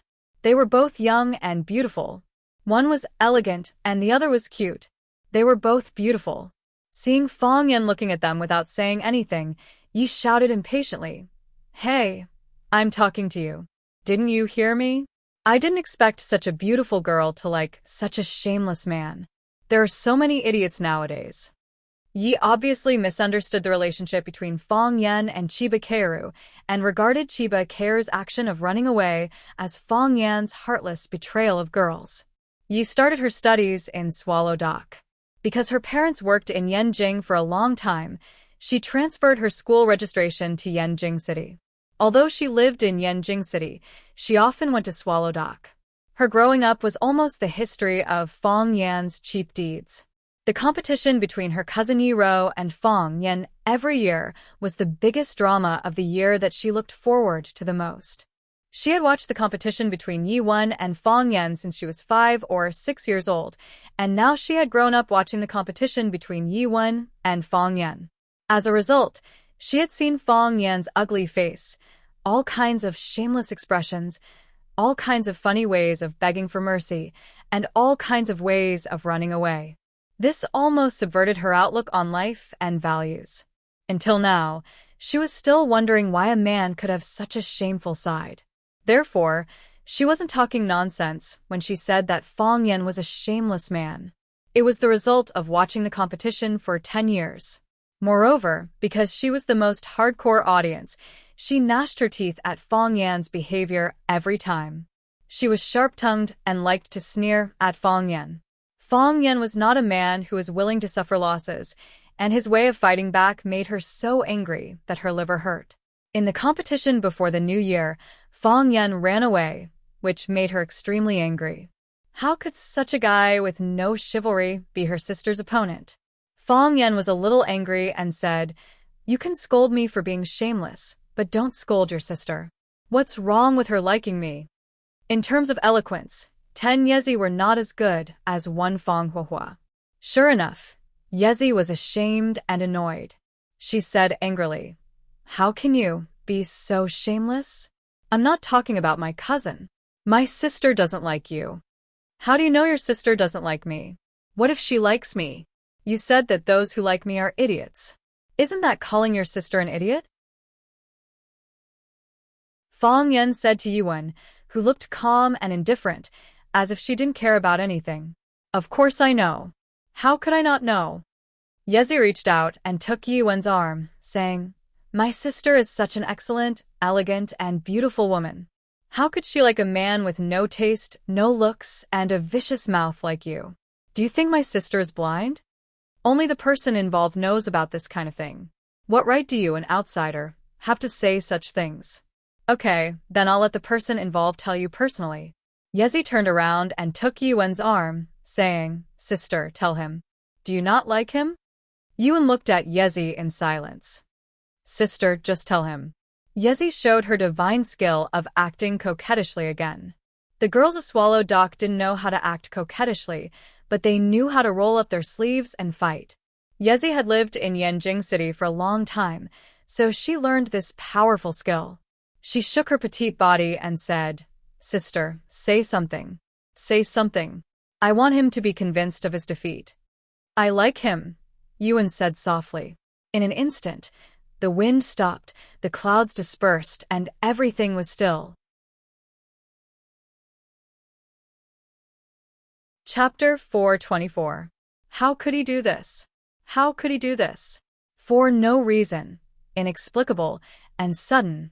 Why did he suddenly confess to her? Fang Yan's face was flushed, and his heart was beating fast. His hands became redundant for no reason. It was wrong to put them in front of his chest in his pocket, and even put them vertically on both sides of his trouser legs. Fang Yan was so anxious that he was sweating profusely. Where should he put his hands? Where did he put them before? He wasn't mentally prepared at all. How could she like him? How could she like him? She was such a proud woman. She was such a lonely woman. She was such a violent woman. She beat herself up again and again, year after year. She wanted to die. She was a violent woman who had a mouth to eat but no face to see others. Fang Yan was not a fool. He could feel that Yi Gentle treated him differently from others. Whether it was when she received Fang Yingxiong's call and beat him up in front of all the students in Huaqing, or when she single-handedly challenged the Japanese sword god Chiba, she was always on his side. However, this was the style of Swallow Dock, and this was what the people of Swallow Dock should do. Just like him and Bailey Liu, the two of them would fight and kill each other when they met. If one of them was in danger or in trouble, the other would definitely fight hard to save him. Some people said that on the battlefield, the one you could entrust your back to was your brother. But in Swallow Dock, you could leave your back completely defenseless to everyone else. Oh, except for Bai Xiao. Except for Kai Dongsheng. Except for Chen Keida and Li Guangwen and Gu Kite. These people either snatched Fang Yan's woman or Fang Yan's limelight. Anyway, he didn't like them. Bai Xiao snatched Fang Yan's woman and Fang Yan's limelight. Every time he saw him, he wanted to beat him up. He felt that he and Yi Ro were confidants and friends who had a tacit understanding. Why did they have a tacit understanding again? Why did he have this feeling when facing Qin Yitian? Or could it be that, as long as it was a beautiful girl, Fang Huohua would have a tacit understanding with them? Fang Yan was very distressed. He felt that he should find more girls to test if he could communicate with all the beautiful girls. More than friends, but not lovers. He felt that this was the true state of Yi Ro's feelings for him. How did she fall for him? Don't you know you're making me proud? Yezi was even more surprised and unprepared. She widened her eyes and opened her mouth wide like a little fish spitting bubbles. Puff, puff, puff, puff, puff. After being stunned for a long time, she finally came to her senses. She grabbed Yi Ro's arm and shook it desperately. She said with a bitter face, Sister, I was wrong. I was wrong. I shouldn't have dragged you into this. You're saying this because you're mad at me, aren't you? Yi Ro looked at her calmly and did not answer her question. Sister, are you serious? Yezi stopped acting coquettishly and asked with a serious face. I'm not joking, Yi Ro said. She would never joke about matters of the heart. If she liked someone, she liked him. If she didn't like him, she didn't like him. Why did she have to cover up or deny it? That was not in line with her character. She didn't cover up. She was just not good at expressing it. He is Fang Yan, isn't he? Yi Ro nodded slightly. The man she liked was Fang Yan. Hello, I'm Fang Yan. The word Fang means square, and Yan means 2 fires. My name is good, right? What's your name? He said when they met for the first time. At that time, she was 5, and he was 6. My name is Yi Ro. Yi Ro replied. While speaking, Yi Ro kicked him away, because he broke the watermelon seedling she had just planted. The poor seedling was broken into 2 pieces. It looked extremely miserable under the scorching sun. Fang Yan climbed up from the melon field. His head and face were covered with dust. He spat out the sand in his mouth and said angrily, "What's your name, Yi Ro? You're not gentle at all. You're little dog Yi, dinosaur Yi, bandit Yi." Before he finished his words, Yi Ro punched him to the ground. How could an upright man talk so much nonsense? At that time, Yi Ro didn't like to talk very much. She thought most of what people said was nonsense. Why did he talk when he knew it was nonsense? It was so strange. He bullied you when you were a child. He called you ugly, the ugliest woman in Swallow Fort. He peeked at you when you were putting on makeup and put a toad in your pocket, Yi Ro said angrily. One by one, he listed all the things that Fang Yan had done to Yi Ro that were too numerous to be recorded in the book. Yi Ro smiled. She remembered all these things. Yi Fengsheng, is your sister at home? No. Really? Really? Yi Fengsheng said impatiently. How many times have I told you? She went for a walk by Stone River. She went with the ancestor. If the ancestor doesn't come back, she won't come back. That's great. Can I put this toad in her pocket? I don't think that's a good idea. Yi Fengsheng, are you betraying us? Look at my face. Look at how she beat me. You can fight back, Yi Fengsheng said. If I can fight back, why would I put a toad in her pocket? You keep watch for me. I'll put the toad in her pocket. Didn't you say she hates this kind of thing with thick hair, all over its body? It's disgusting to touch. Yi Ro stood by the window and looked into the room. Fang Yan tiptoed in and opened Yi Ro's wardrobe. He was dazzled by the dazzling array of women's clothes in the wardrobe. He grabbed a coat and sniffed it. Then he put a toad in the pocket of her sportswear that she often wore. Coo, coo, coo. The toad made a few noises and jumped out of the pocket. Then, 2 teenagers, one fat and one thin, hurriedly tried to catch the toad that tried to escape without any spirit of sacrifice. Finally, Toad was caught. Yi Ro walked into the room and beat them up without worry. Sister. Yi Ro was very anxious and said, Look at him. Thick lips, flat nose, one big eye, and one small eye. Fang Yan thought about his appearance seriously and said angrily, Hey, little Yi Ro, which eye is big and which is small? They're all the same, okay? Humph. Yi Ro snorted at Fang Yan and continued to criticize Fang Yan's shortcomings. She said, He's not handsome at all. He doesn't have any temperament. He's not tall or burly. Most importantly, his character is terrible. He can't beat you in a fight. Every time you fight, he will lie on the ground and beg for mercy. Once, he said if you let him go, he will recognize you as his master. Why do you like him? Sister, the man you like should have the appearance of Lu Dehua, the temperament of Tony Liang, and the self-restraint of Qin Daoming. He should wear a decent suit and drink red wine or whiskey elegantly. He should have a magnetic voice and a gentle and loving look in his eyes. Look at Fang Yan. What does he have? You're so excellent. What kind of man can't you find? Why do you have to like him? Yes. Why do I have to like him? Fang Yan was also very interested in this question. Except that I'm a little more handsome than others, I don't have many advantages. Yi Ro brushed away a lock of hair on her forehead. Her voice was calm, gentle, and firm. But I just like it, sister.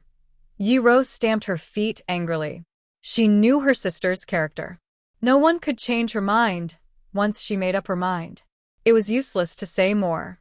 So, she pinched Fang Yan's arm hard and then turned around and ran to Swallow Dock. You're so annoying. You're so annoying. Yi Ro's angry shout came from afar. Yi Ro ran away shamefully or tactfully. Then, only Fong Yen and Yi Ro were left in the boundless wilderness. Fong Yen looked at Yi Ro, and Yi Ro looked back at him at the same time. She didn't hide. She wasn't shy or surprised. If it weren't for the redness at the base of her ears, it was almost impossible to find any emotion on her face. It was even more difficult to understand. She just confessed to a man. But it was as simple and common as drinking a cup of tea and eating an apple. Fong Yen looked at Yi Ro with gentle eyes and said in a magnetic voice, "Let's walk around?" Okay. Yi Ro nodded. So, Fong Yen took Yi Ro to the rape field further away. He didn't take Yi Ro to the Stone River because it had the best scenery and the most people. When you were in love, you wished there were only you and her in the world. Crack, crack. Their shoes stepped in the snow. Because no one had ever been there, they were the first pair of pioneers. Fong Yen didn't say anything. Neither did Yi Ro. The atmosphere was dull, but they were very happy. The joy was like wheat sprouts covered by thin snow. They were not afraid of the cold and the heavy pressure. They tried their best to poke their heads out and see the new and magical world outside. Fong Yen walked a little faster and walked side by side with Yi Ro. He looked straight ahead and whispered, "Can I hold your hand?" Yi Ro didn't respond or object. Fong Yen knew that the girl's no objection was the best response. So, he stretched out his hand to Yi Ro's little hand carefully. He stretched out half of his hand and then retracted it. He reached out again unwillingly and then retracted it again. He tried several times but still couldn't hold Yi Ro's hand. He looked at Yi Ro warily and said, "If I hold your hand, you won't hit me, will you?" Chapter 425. It was not because Fong Yen was paranoid, but because he had suffered a lot from Yi Ro's punches. This woman usually didn't talk much, but she would beat someone up if she didn't agree with him. Although she said she liked him, who knew whether it was a trap or not? In the eyes of Fong Yen, a conspiracy theorist, Yi Ro deliberately said she liked him. When he wanted to hold her hand, she would fly into a rage and take the opportunity to beat him up. At that time, who could he reason with? Even if he went to Mr. Qin to seek justice, it was he who held the girl's hand first, wasn't it? The last time they met was when Qin Etienne came over. The two girls fought openly and secretly, and Yi Ro suffered a little loss in front of Qin Etienne. After Qin Etienne left Swallow Dock, who knew whether she would keep the anger in her heart and find a chance to vent it on him? Women were all vengeful. Yi Ro stopped and looked at Fong Yen, who was standing in front of her with clear eyes. She took the initiative to reach out her hand to Fong Yen, and Fong Yen immediately made a fighting posture. "If you dare to hit me, I will fight back." "What do you want to do?" Fong Yen asked with vigilance. "Put your hand down," Yi Ro said. "You don't want to suddenly throw me away, do you?" Fong Yen still put down his hand, but his body was still a little stiff. Yi Ro took another step forward and took the initiative to put her two small hands in Fong Yen's big hands. Fong Yen exerted a little force and held that soft, warm, and beautiful little hand tightly in his palm. Fong Yen was so moved that he was about to cry. He said with red eyes, "You really didn't hit me. I won't hit you in the future." Yi Ro said seriously. She was really serious when she said this. That was because she also realized that Fong Yen was very afraid of her. He was also very vigilant, as if she could beat him up at any time. Along the way, she reflected on herself and realized that she had indeed gone overboard with many things. For example, you shouldn't send him flying when he steps on his melon seedlings, because he might not be paying attention to his feet. For example, she shouldn't have knocked him to the ground and painted his face with lipstick when he peeked at her makeup, because he might not have done it on purpose.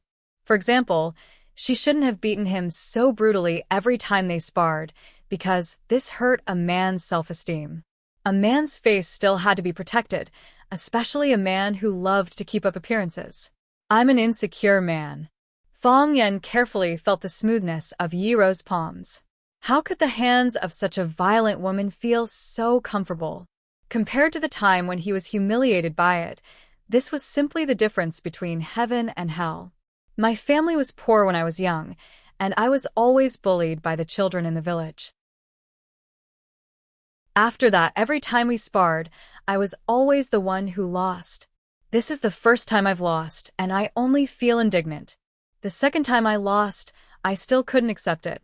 After losing 5 or 6 times in a row for 5 or 6 years, I began to despair and felt that I might never be able to defeat you. I began to become sensitive and began to feel inferior in the crowd. Fong Yan held Yi Rou's hand, and the two of them walked on the country road like an ordinary couple. I was very angry at that time. I was angry at you for being so excellent. Isn't it enough for a girl to be beautiful? Why do you have to be so smart? It's unnecessary for you to be smart. Why do you have such a high talent in martial arts?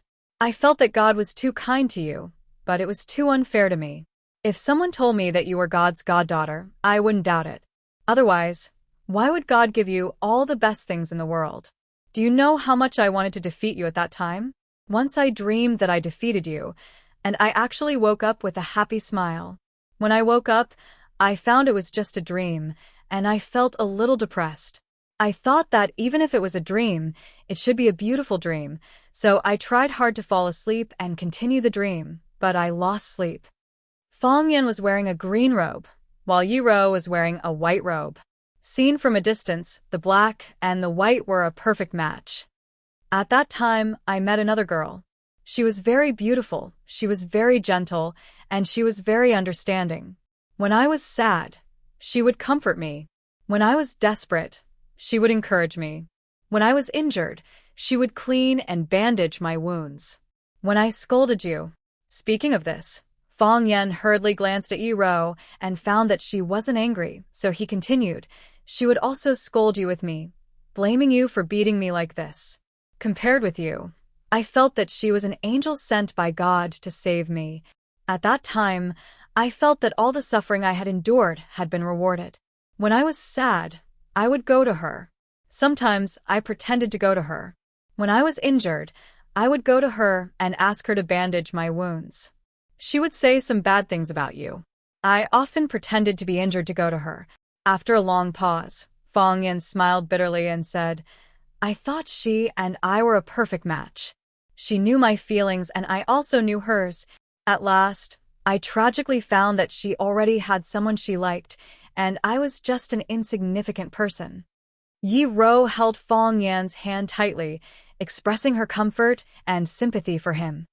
I was a failure. I felt that I was a failure of a man. For a long time I was very sad and timid. I was a very fragile man, and I felt that I couldn't bear such emotional pain again. Since then, I have been very careful and prudent about relationships. Fong Yan held Yi Rou's hand tightly and said in a low voice, What you said just now is true? You didn't lie to me, did you? I didn't. Yi Rou also held Fong Yan's hand tightly, looked into his eyes seriously, and said, I didn't lie to you. If I lied to you, how could I get angry when I saw you with her? If I lied to you, how could I beat you more angrily every time you went to her to bandage your wounds? Of course, Yi Rou would not tell Fong Yan this secret. Looking at Yi Rou, Fong Yan tried to calm down his heartbeat and said, Later, I found that you have always been by my side.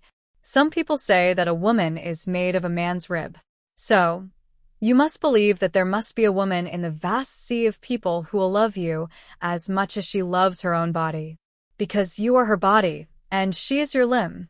You must have a close relationship like implanted flesh and blood. In your life, there must be such a person. She will always be by your side, through thick and thin, and never leave you. For eyes met, and there were bright sparks in their eyes. Fong Yan licked his lips and said, I have one more question. Can I kiss you? Yi Rou's pretty face was smeared with a layer of peach blossom red, and she lowered her head in silence. Fong Yan held her pretty face, closed his eyes, and kissed her gently. It was soft, sweet, fragrant, and dazzling. It was a wonderful feeling. It was like a long and wonderful dream, which you indulged in and never wanted to wake up. Fong Yan's lips lingered on Yi Ro's for a while, and then he reluctantly broke away and said with a happy face, "This is my first kiss. What about you?" Bang. Yi Ro punched Fong Yan's eye. Caught off guard, Fong Yan fell to the ground with a miserable howl. Fong Yan climbed up from the snow, covered his golden eyes, and shouted angrily at Yi Ro, "Liar! All women in the world are liars. I'd rather believe in ghosts than believe in a woman's stupid mouth. You promised me that you wouldn't hit me again. What are you doing now? You're such a liar." Yi Ro stood still and looked at Fong Yan with a sneer, and said, "It's your fault for saying something wrong." "What did I say wrong? Which sentence?" Fong Yan was like an engine that had been shut off. He suddenly became silent. He said it was his first kiss, and then he asked Yi Ro if it was. Didn't this mean that there was a second possibility? Does Yi Ro kiss any other man besides me?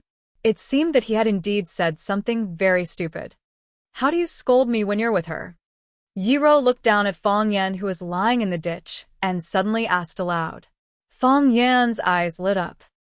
Fong Yan's heart suddenly skipped a beat. Didn't she change the topic too fast? How did she scold me?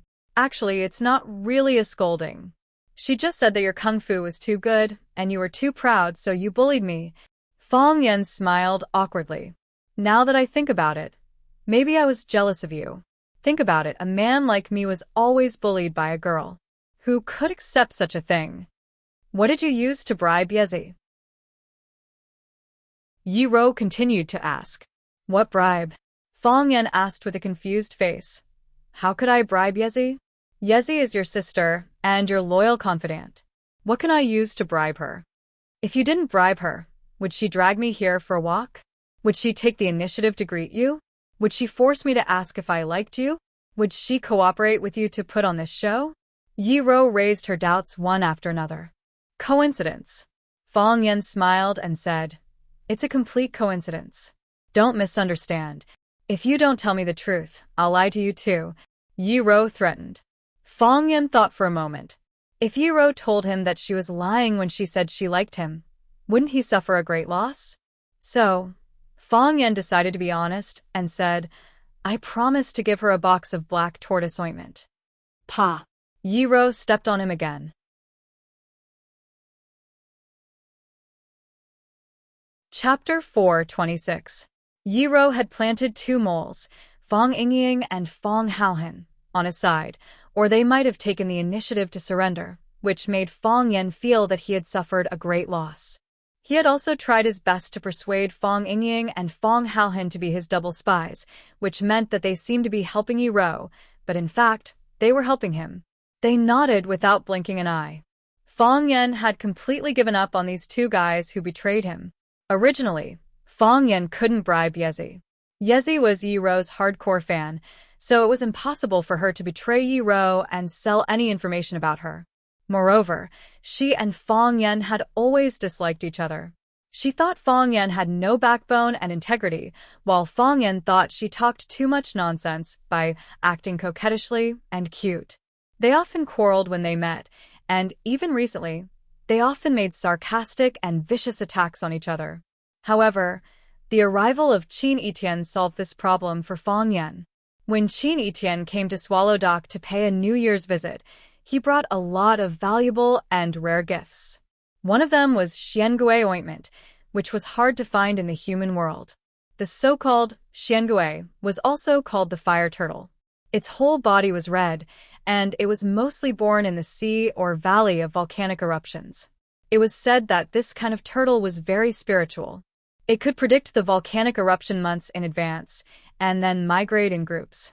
It lived in volcanic rocks for a long time, and volcanic rocks had excellent skin care and beauty effects. Therefore, the turtle shell on its body was a pure natural beauty product. When Fong Yan chatted with Yi Fengsheng, he deliberately explained the effects of Xiangui ointment in detail, and Yi Fengsheng naturally conveyed this to Yezi. Yezi's mother's birthday was coming, and as a daughter, she was worried about what special gift to give her mother. How could she remain rational when she heard that there was such a thing? She begged Yi Fengsheng to ask Fong Yan for Xiangui ointment, even if it was something in exchange. Yi Fengshen brought her to Fang Yan and asked her to personally discuss the deal with Fang Yan. After some intense and friendly communication, Yezi agreed to Fang Yan's small condition. Of course, Fang Yan also promised to give Yezi a black turtle ointment as a thank you gift. But he didn't expect that Yi Ro would still see through his covert cooperation. Fang Yan had some confidence in his acting skills. Yi Ro's eyes widened, and her mouth opened wide like a little goldfish spitting bubbles. Her incredulous expression was at the level of a movie queen. How did Yi Ro find out? Yi Ro violently beat up Fang Yan. She stepped on Fang Yan's chest and shouted, "Tell me, do you like me?" "I like it," Fang Yan replied embarrassedly. He felt that he must have blushed because he was too embarrassed to look into Yi Ro's eyes. However, he also wanted to look into Yi Ro's eyes. He wanted to see the look on her face when she heard the answer, to see her cute expression when she was shy. How could he like Yi Ro? How could he not like Yi Ro? When you understand the truth of the matter, when you know more about this woman, when you knew that she disobeyed the arrangements of her family and accepted the duel request from the Fong family year after year, when you were in danger, she was the first to rush to the city thousands of miles away to rescue you.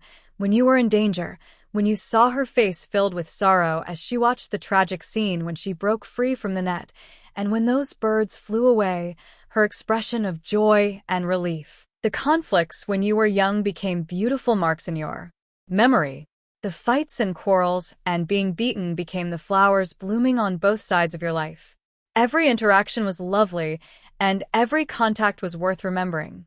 When you realized that even being bullied by her became a kind of sweetness, is this the legendary arrival of love?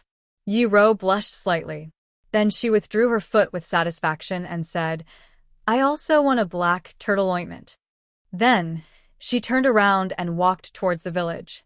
She walked gracefully and briskly. Fang Yan was lying in the rape field with a happy and sweet smile on his face. All of a sudden, he felt that he had become a Superman and that he had the whole world. "Yi Ro!" Fang Yan shouted at Yi Ro's back. Yi Ro's body slightly paused, but she didn't look back. "Yi Ro!" Fang Yan shouted at the vast sky. The clouds in the sky dispersed, and no clouds stopped for him. When you like someone, you want to let the whole world know. Yi looked at Fang Yan strangely and said, "Why does my sister like you?" Fang Yan smiled with his eyes narrowed into slits and said, "Why can't she like me? She and I are childhood sweethearts. We are the two most outstanding young men in Swallow Fort, the first and second in Jianghu." Yi sneered and interrupted Fang Yan's self-praise. She said disdainfully, "What kind of childhood sweethearts are you? When did you pick green plums with my sister? When did you ever ride a childhood horse with my sister? Except that you were beaten black and blue by her. What else do you have to show off?" Fang Yan was so angry that he retorted, "Did your math teacher teach you Chinese? I was just making an analogy. Childhood sweethearts don't necessarily have to pick green plums and ride with each other. It can also mean that we grew up together. Your sister has seen me in open-crotch pants. Have you seen it? Hooligan." Yi kicked him. Fang Yan dodged lightly and said, "If you call me a rogue again, there will be no more black tortoise ointment. You dare to lie to me? Why wouldn't I dare?" Fang Yan sneered. "Anyway, I don't need you. You are a despicable man who breaks his promise. It's not good for your sister to know that you scold your brother-in-law like this. You are not my brother-in-law. My eldest uncle won't agree. My second uncle won't agree. My father won't agree. And my grandfathers won't agree. No one in the Yi family will agree." Fang Yan thought about it seriously and felt that Ye's words were very reasonable. He was speechless. So he looked at Yi with a kind face and said, "Sister Yi, why don't you talk to your father and let him stand on my side?" It was better to rope in as many people as possible. There was strength in numbers. If the Yi family held an internal vote for this matter, Ye's vote was also very important. Yi raised her head and glanced at Fang Yan, saying, "Why?" Fang Yan quickly took out a delicate steel box from his arms and said, "This is for you." Yi took the black tortoise ointment and said, "This is for me." Fang Yan handed over another one and said, "This is for you too." Yi blinked her eyes and looked at Fang Yan, saying, "Are you trying to bribe me?" Yes. Deal. Yi nodded happily. "Then can I take this box too?" "Yes." Fang Yan nodded affirmatively. Yi held the 2 boxes of black tortoise ointment and skipped back. Fang Yan took out his mobile phone and sent a message to Yi-ro. "Honey, Yi brought the black tortoise ointment back for you." Then, Fang Yan put his mobile phone in his pocket and went back to sleep adorably. Time was like the cell phone data, used up quickly. On the 8th day of the Spring Festival, his aunt's family decided to return to Mingzhu. His uncle, Zhou Fan, would start work on the 9th, and Zhou Numerology would go back to school early on the 10th. On this trip to Swallow Dock, they had experienced far too many things, and the feelings of this family were truly too great. They had experienced life and death after being poisoned, and they had experienced the life and death of the Sword God's family. They had experienced the tragedy of almost being ruined, and they had also experienced the beauty of family reunion. They had seen the mysterious Yi family and the powerful Qin family. They also knew the connections behind Fang Yan's little nephew and the influence he could bring. The previous disdain had turned into respect, and the previous neglect had turned into respect. Fang Yijing hugged Fang Yan and said softly, "Fang Yan, our Fang family has placed all our hopes on you. You have to work hard. Don't let Grandpa down and don't let your parents down. Auntie will always support you." "Auntie, don't worry," Fang Yan said with a smile. "The Fang family will definitely rise again. Yes, work is more important, and you have to hurry up with finding a girlfriend." Fang Yijing said, "If you can't find a suitable one in Huaqing, go to Mingzhu and find Auntie. I'll bring a group of girls for you to choose from. If you like any girl, Auntie can help you get her." Fang Yan smiled bitterly and said, "Auntie, I'm looking for a girlfriend. Why do you make it sound like I'm picking girls in a nightclub? You have to go with the flow when it comes to relationships. Besides, do you think I'm someone who can't find a girlfriend?" Fang Yijing patted Fang Yan and said, "Don't be arrogant." Zhou Fan came over and shook hands with Fang Yan and said in a deep voice, "Thank you." Fang Yan laughed and said, "Auntie, we're all family." Yes. We're all family. Zhou Fan nodded and said, "If you have time, go to Mingzhu and see your auntie. She's always talking about you." "I'll go." Fang Yan nodded. Zhou Mingli didn't like Fang Yan, but he didn't dare to offend Fang Yan. Under the pressure of his parents' eyes, he braced himself and walked over to greet Fang Yan and said, "Cousin, we're going back." Fang Yan patted Zhou Mingli's shoulder and said, "Young man, you're quite spirited. Come back next summer vacation. I'll show you what it's like to split bricks in the air." Zhou Mingli was so scared that his face turned pale, and he kept stepping back. Fang Yingying pushed Fang Hui out. The old man sat in a wheelchair, watching his daughter and son-in-law walk out of the courtyard with big and small bags in their hands. His smile was lonely and sad. Add a few more clothes, eat a few more mouthfuls of food, go out without mother's millet porridge, look at your face, touch your hand, then put blessings into your son's pocket. Now it's time to leave home only. Then can I understand the worry of a mother who travels 1,000 miles.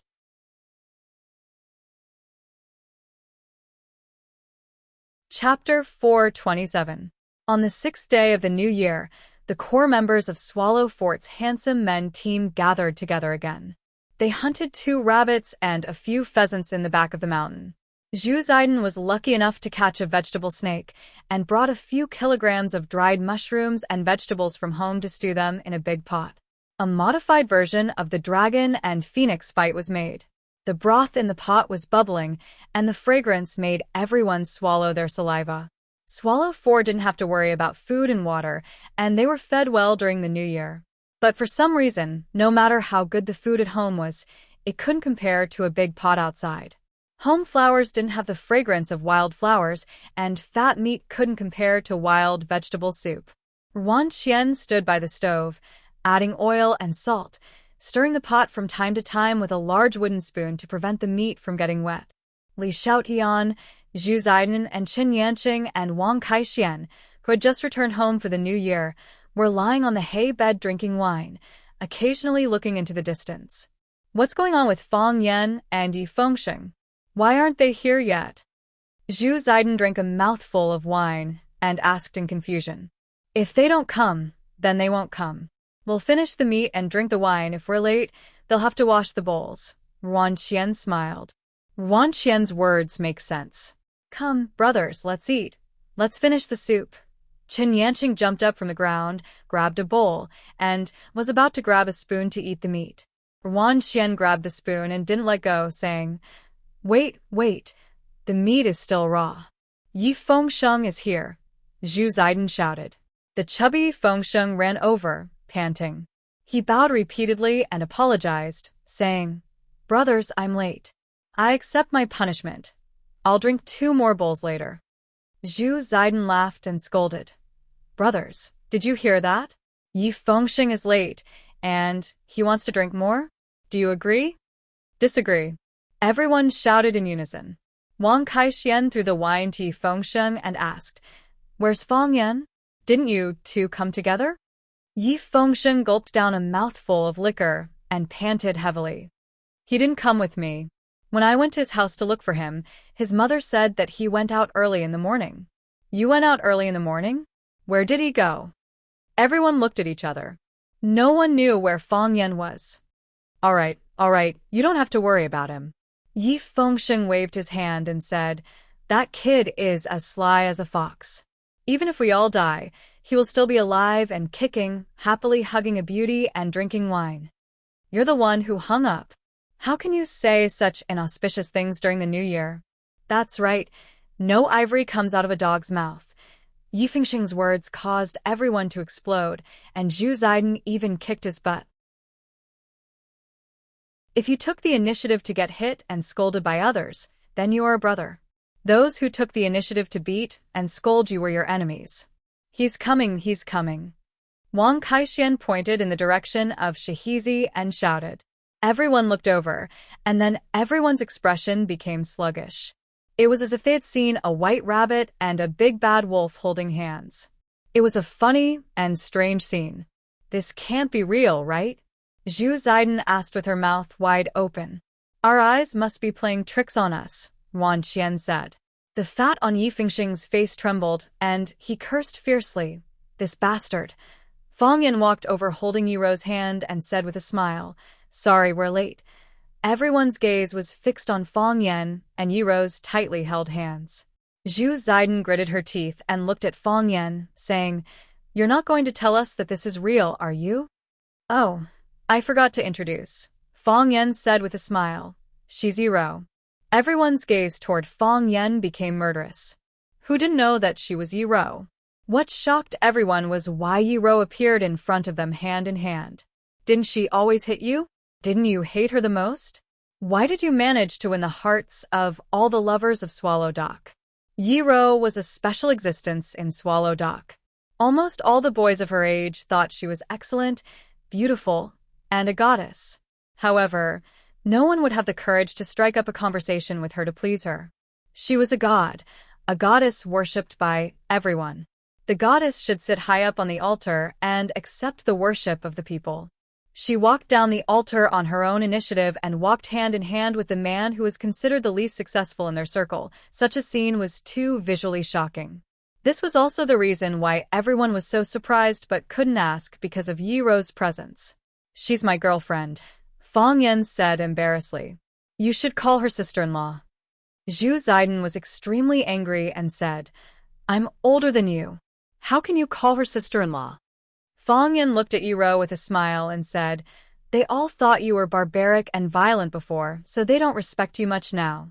Don't be angry with them. So, Zhu Ziden hurriedly greeted Yi Ro respectfully and bowed. Hello, sister-in-law. Hello, sister-in-law. Wang Kaixian and Chen Yanqing also hurriedly came to greet Yi Ro. This officially confirmed the relationship between Fang Yan and Yi Ro. Yi Fengsheng grabbed Fang Yan and shouted angrily, I went to your house to find you, but you went to my house. Yes. I chatted with the ancestor for a while and drank a cup of Maojian tea. When Ro finished practicing, we came over together, Fang Yan said with a smile.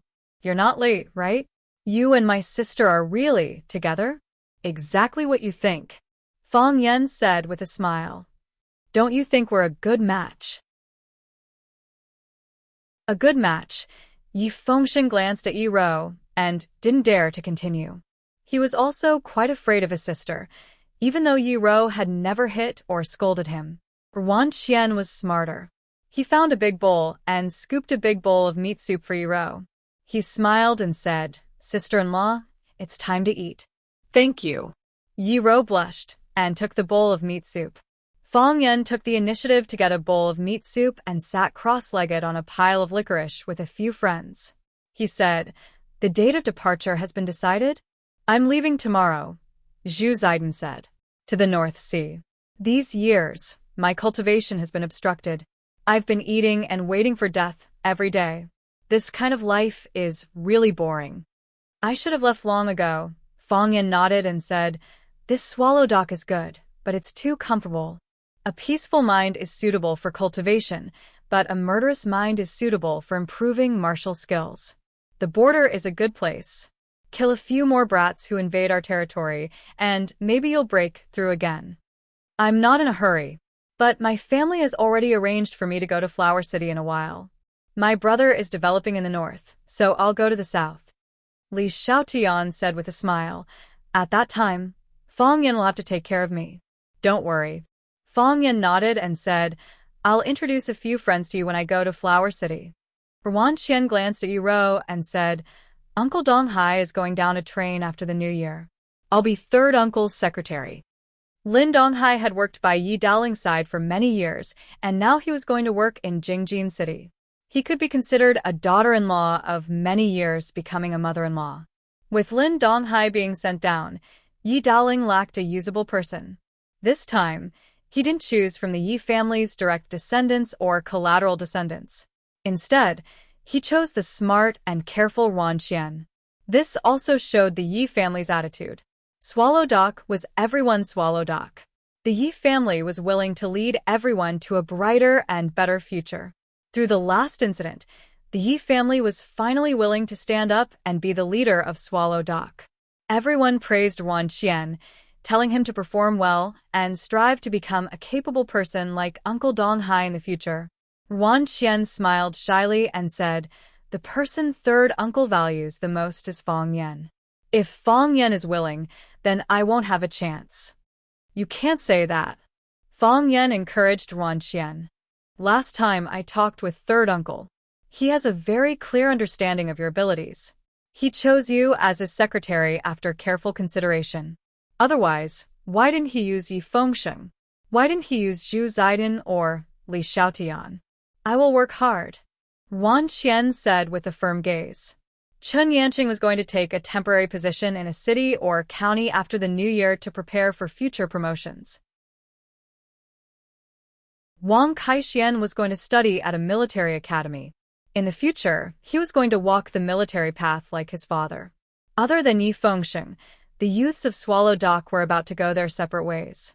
Yi Fengxian was in a very bad mood.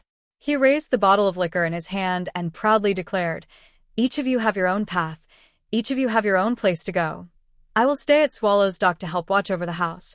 I wish you all a bright future and a bright future." Fang Yan glanced at Yi Fengxian and sighed softly. "We'll go to Yanjing again in a couple of days and have a good talk with third uncle. You have to go out for a walk. If you really can't, you can come with me to Huaqing. With everyone together, you won't have to worry about not having a bowl of rice to eat." "That's right. Why don't you come with me to the North Sea?"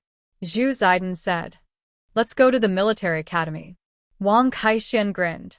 "I was just worried that I would be bored inside alone." Yuan glanced at Yi Fengxian and said, "Do whatever you want. Ask for whatever you want. No one can help you. The only person who can help you is yourself. If you don't even have the courage to go out, how can you climb to the peak of martial arts?" Yi Fengxian was stunned for a long time. Then, he happily jumped up from the ground and ran towards the village. His running posture was very strange. He looked like a big black bear running left and right. Everyone laughed for a while, feeling happy for him from the bottom of their hearts.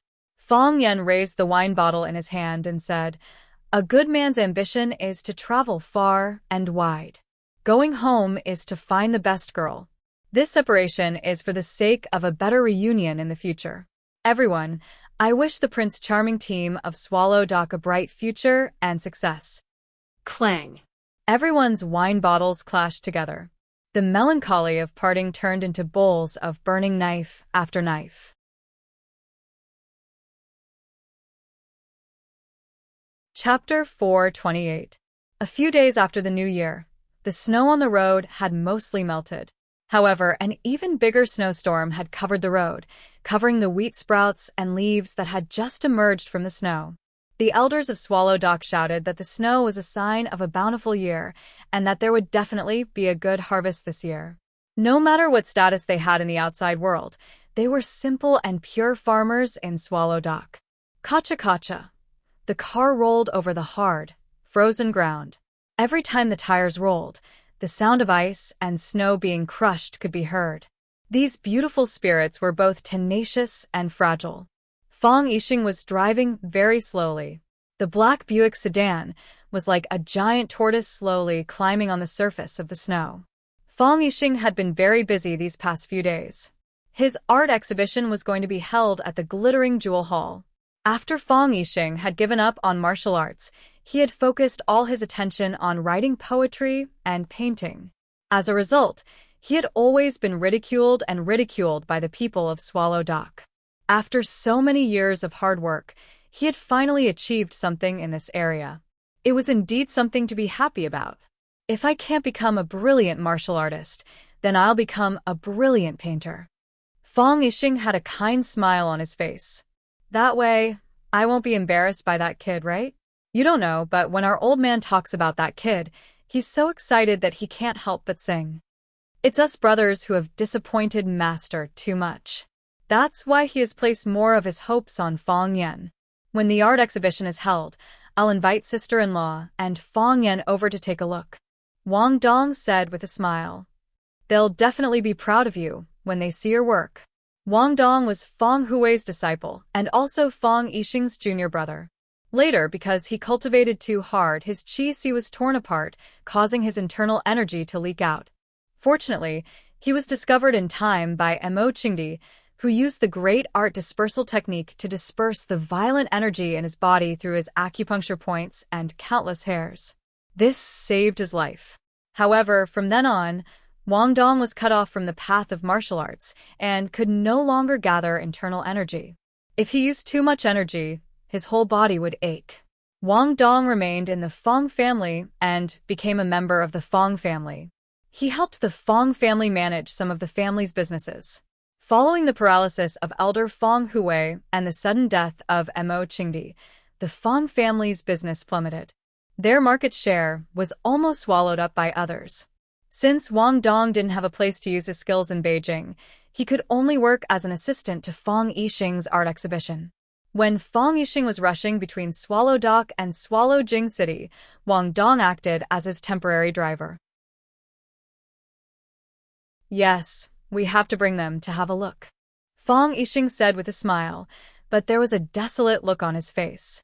If we don't give that fellow a good shock, I'm afraid we won't be able to control him. I heard that he's dating a child from the Yi clan. Isn't he afraid that the Yi clan will break his legs? Let the children handle their own matters. Wang Dong consoled him. If this matter really succeeds, then it'll be a match made in heaven for our Swallow Dock. In the past, I felt that Fong Yan and Miss Yi looked like a couple. The Yi family's attitude was important, but it wasn't the most important. The key is still Miss Yi's choice. Yes, I'm very satisfied with the Yi clan's daughter's appearance and character.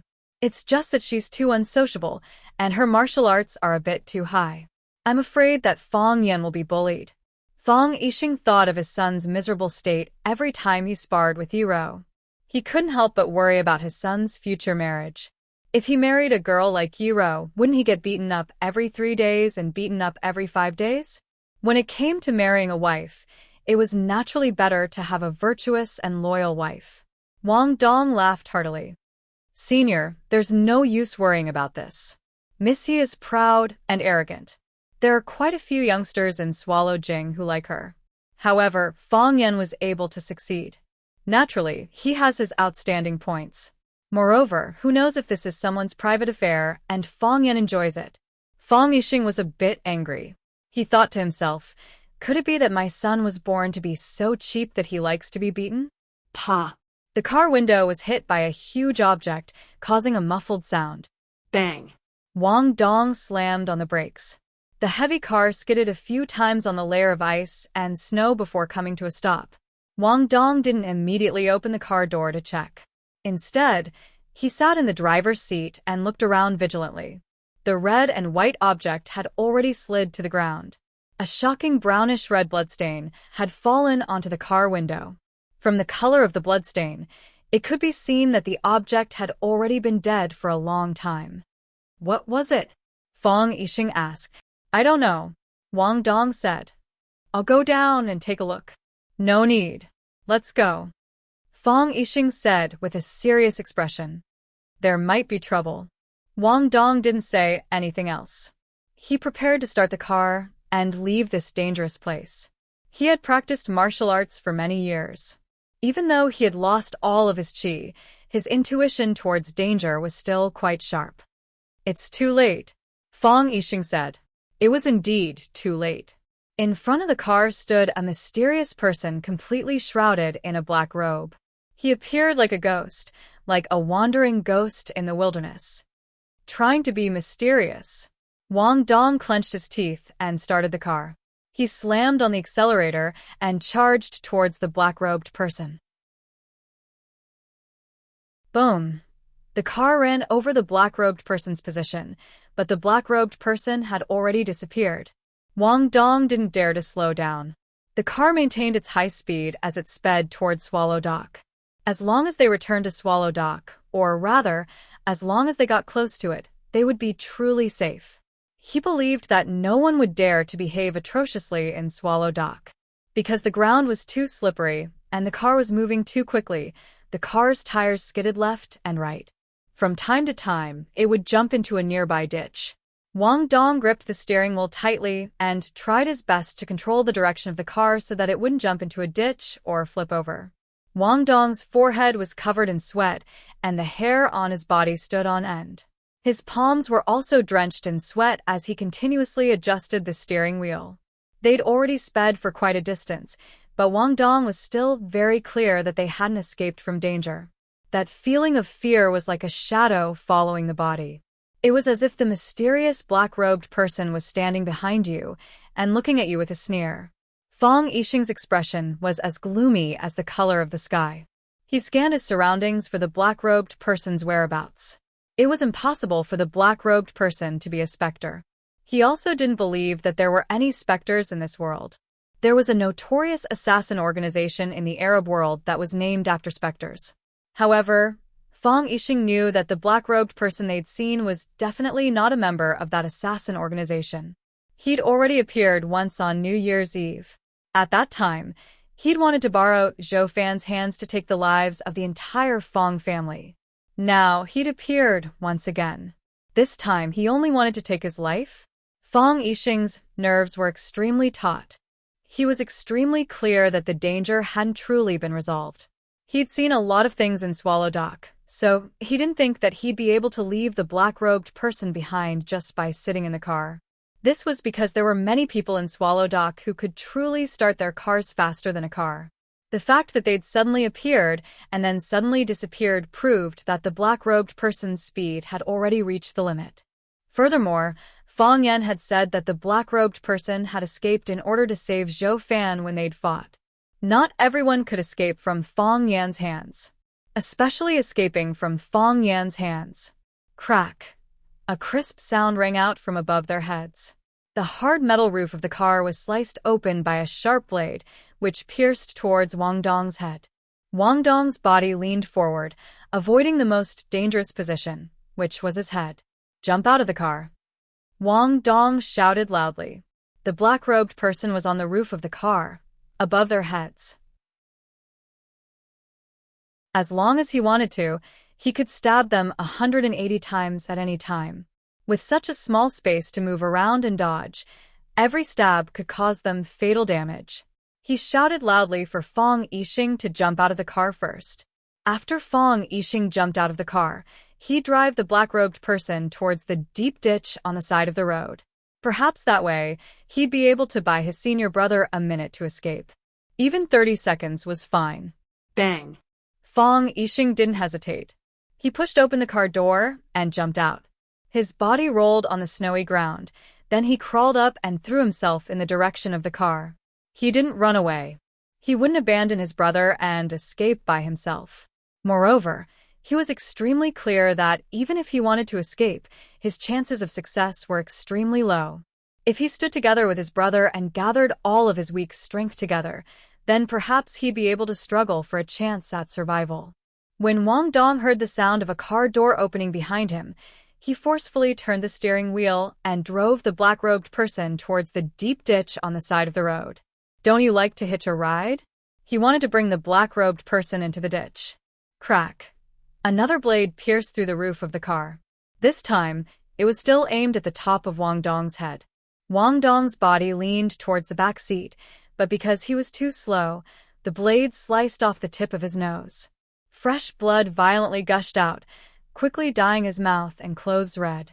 His mouth was filled with large mouthfuls of blood. Even if he coughed, he'd spit out blood. He firmly stepped on the accelerator. Even if he died, he'd drag the black-robed person down. Crack. Another blade pierced through. This time, the blade was both fast and ruthless. It directly pierced through the top of Wang Dong's head. Wang Dong opened his eyes wide with unwillingness. His hands powerlessly fell to the ground. The forcefully twisted steering wheel quickly returned to its original position, emitting a whining sound. At this moment, the car leapt into the air and fell towards the deep ditch on the side of the road. Finally, he'd bought his senior brother a minute of time. Even if it was only 30 seconds, he was willing to trade his life for it.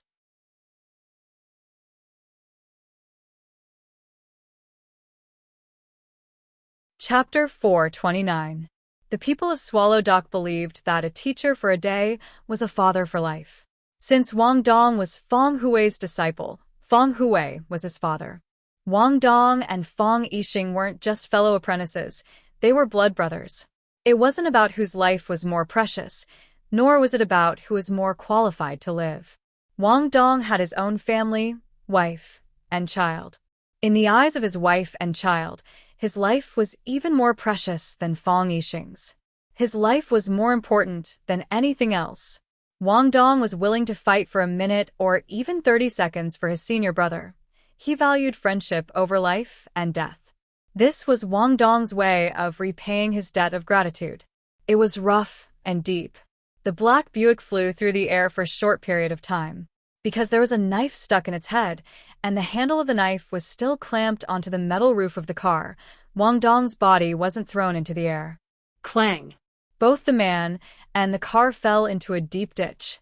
The ditch was deep and narrow, making it hard for the car to get out of it. The black-robed man tapped the roof of the car with his toes, and his body jumped high into the air. His black robe fluttered in the wind, making him look like a flying bat. He really did look like a black animal, and his ability to stay in the air was astonishing. The black robe flew through the air for a long distance before gently landing on the ground. The mud didn't splash, the snow didn't rise, and the snow didn't leave a trace. Fong Yixing jumped very quickly, but he still couldn't catch up to the speed of the tragedy. When he jumped into the ditch, he pulled out the knife from the roof of the car and dragged Wang Dong's body out. Wang Dong's head and body were already dyed red by his own blood. His eyes were wide open, and blood flowed into his eye sockets. The whites of his eyes had also turned blood red. He was extremely unwilling to accept this. Wang Dong. Fong Yixing hugged Wang Dong tightly, helping him warm up his body that was gradually turning cold. When a person died, the heat would dissipate. Fong Yixing didn't grieve for too long, because he had more important things to do. He took out a handkerchief from his pocket and wiped Wang Dong's eyes, wiping the blood from his eyes. However, there was a large hole in his head, and it was still bleeding nonstop. Just as he wiped it clean, the blood gushed in again, dyeing his eyes red. Therefore, Fong Yixing could only force him to close his eyes. He took off his woolen coat and covered Wang Dong's head, face, and body. Afterwards, he picked up the blade that the black-robed man had used to cut open Wang Dong's skull. He tore off the tie around his neck and tied it around Wang Dong's arm. In the end, he tied his necktie into a dead knot, and the knife became one with his body. Fang Yixing stood up and stood in front of the black-robed man again. The black-robed man raised his head. The eyes covered by the black hat were as cold and vicious as those of a wild beast. He looked at Fang Yixing and said, "The people of Swallow Dock, are they not afraid of death?" "I'm afraid of death," Fang Yixing said. "It's good to be alive. No one wants to die." "Why isn't he afraid?" The black-robed man pointed at Wang Dong, who was lying on the ground. "He's called Wang Dong. He was originally a beggar. When his hands and feet were about to be broken, and he became a cripple, my father rescued him from the hands of the underground beggar clan. From then on, he became a member of the Fang family. His life was given to him by my father, and his dignity was also given to him by my father. We gave him life, so he used his own method to return a life to the Fang family. We gave him dignity to live, so he chose to die with dignity." Fang Yixing looked at Wang Dong and said softly, "He's a hero." After he died, his corpse was buried in the Fang family's ancestral cave, and his spirit tablet was enshrined in the Fang family's ancestral shrine. As long as the Fang family continues to plant terminated meridians, his incense will never be extinguished. He was explaining to the black-robed man, but it was more like he was giving Wang Dong a guarantee. A hero cherished a hero. In order to save him, Wang Dong gave up his life, so he wasn't stingy in giving him the most important thing that Wang Dong cared about the most. The black-robed man muttered to himself for a long time, then said in a hoarse voice, "The dignity of living, the freedom of life, the ancestral cave, and the ancestral shrine. It's truly enviable. I don't have any of these things. A lonely ghost like me will be thrown into the wilderness or a mass grave after I die.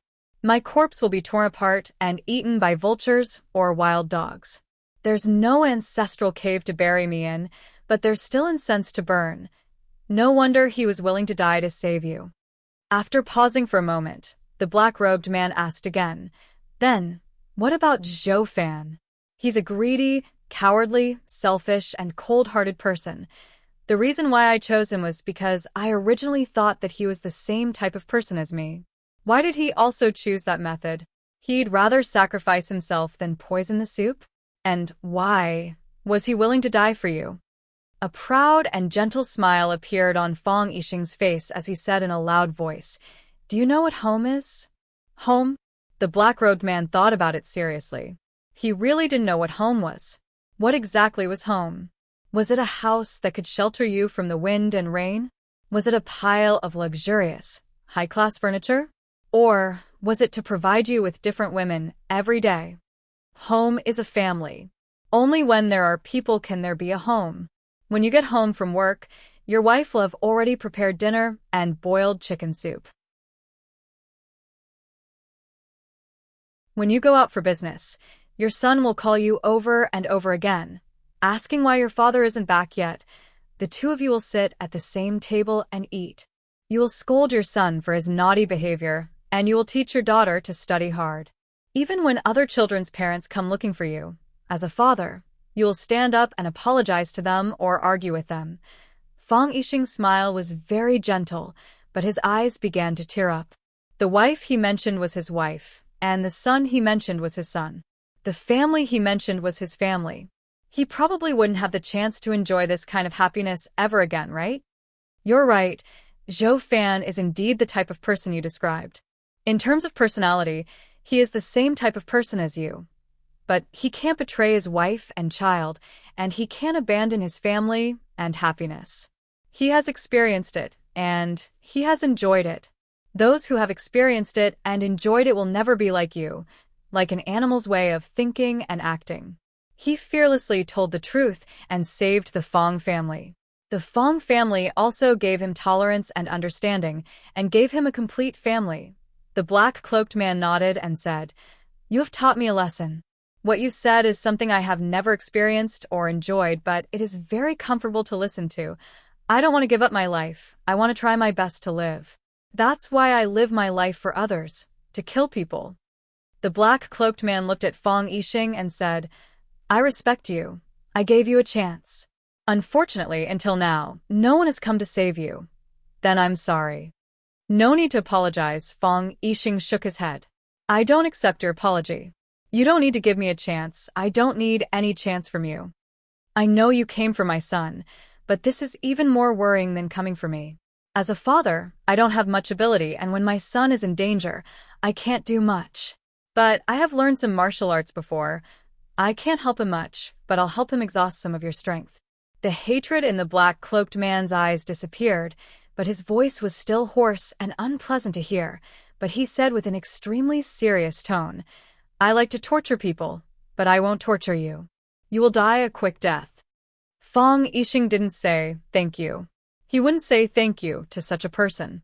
He tightened his grip on the long saber, lowered his body, and took the initiative to charge at the black-cloaked man.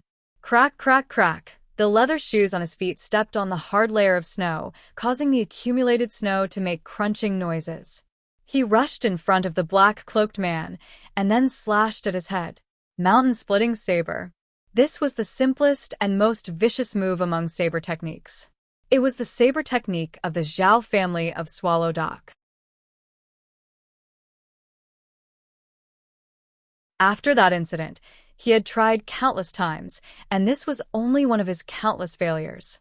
The Fong family was good at Tai Chi, and the Tai family of Tai Chi had an extremely high status in the Jianghu. But Tai Chi needed strength.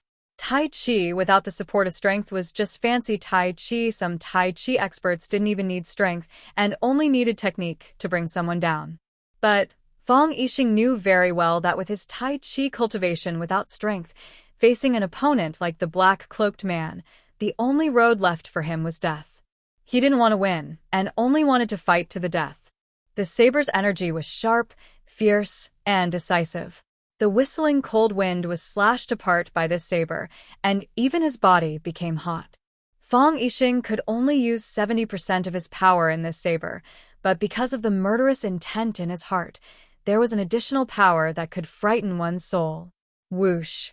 The black cloak shook, and the black-cloaked man's body flew into the air, and he started to retreat at an extremely fast speed. He actually chose to retreat. A saber with no chance of survival, a saber that would put himself in a dead end, naturally could make people feel fear. Fong Yixing only wanted to use this saber.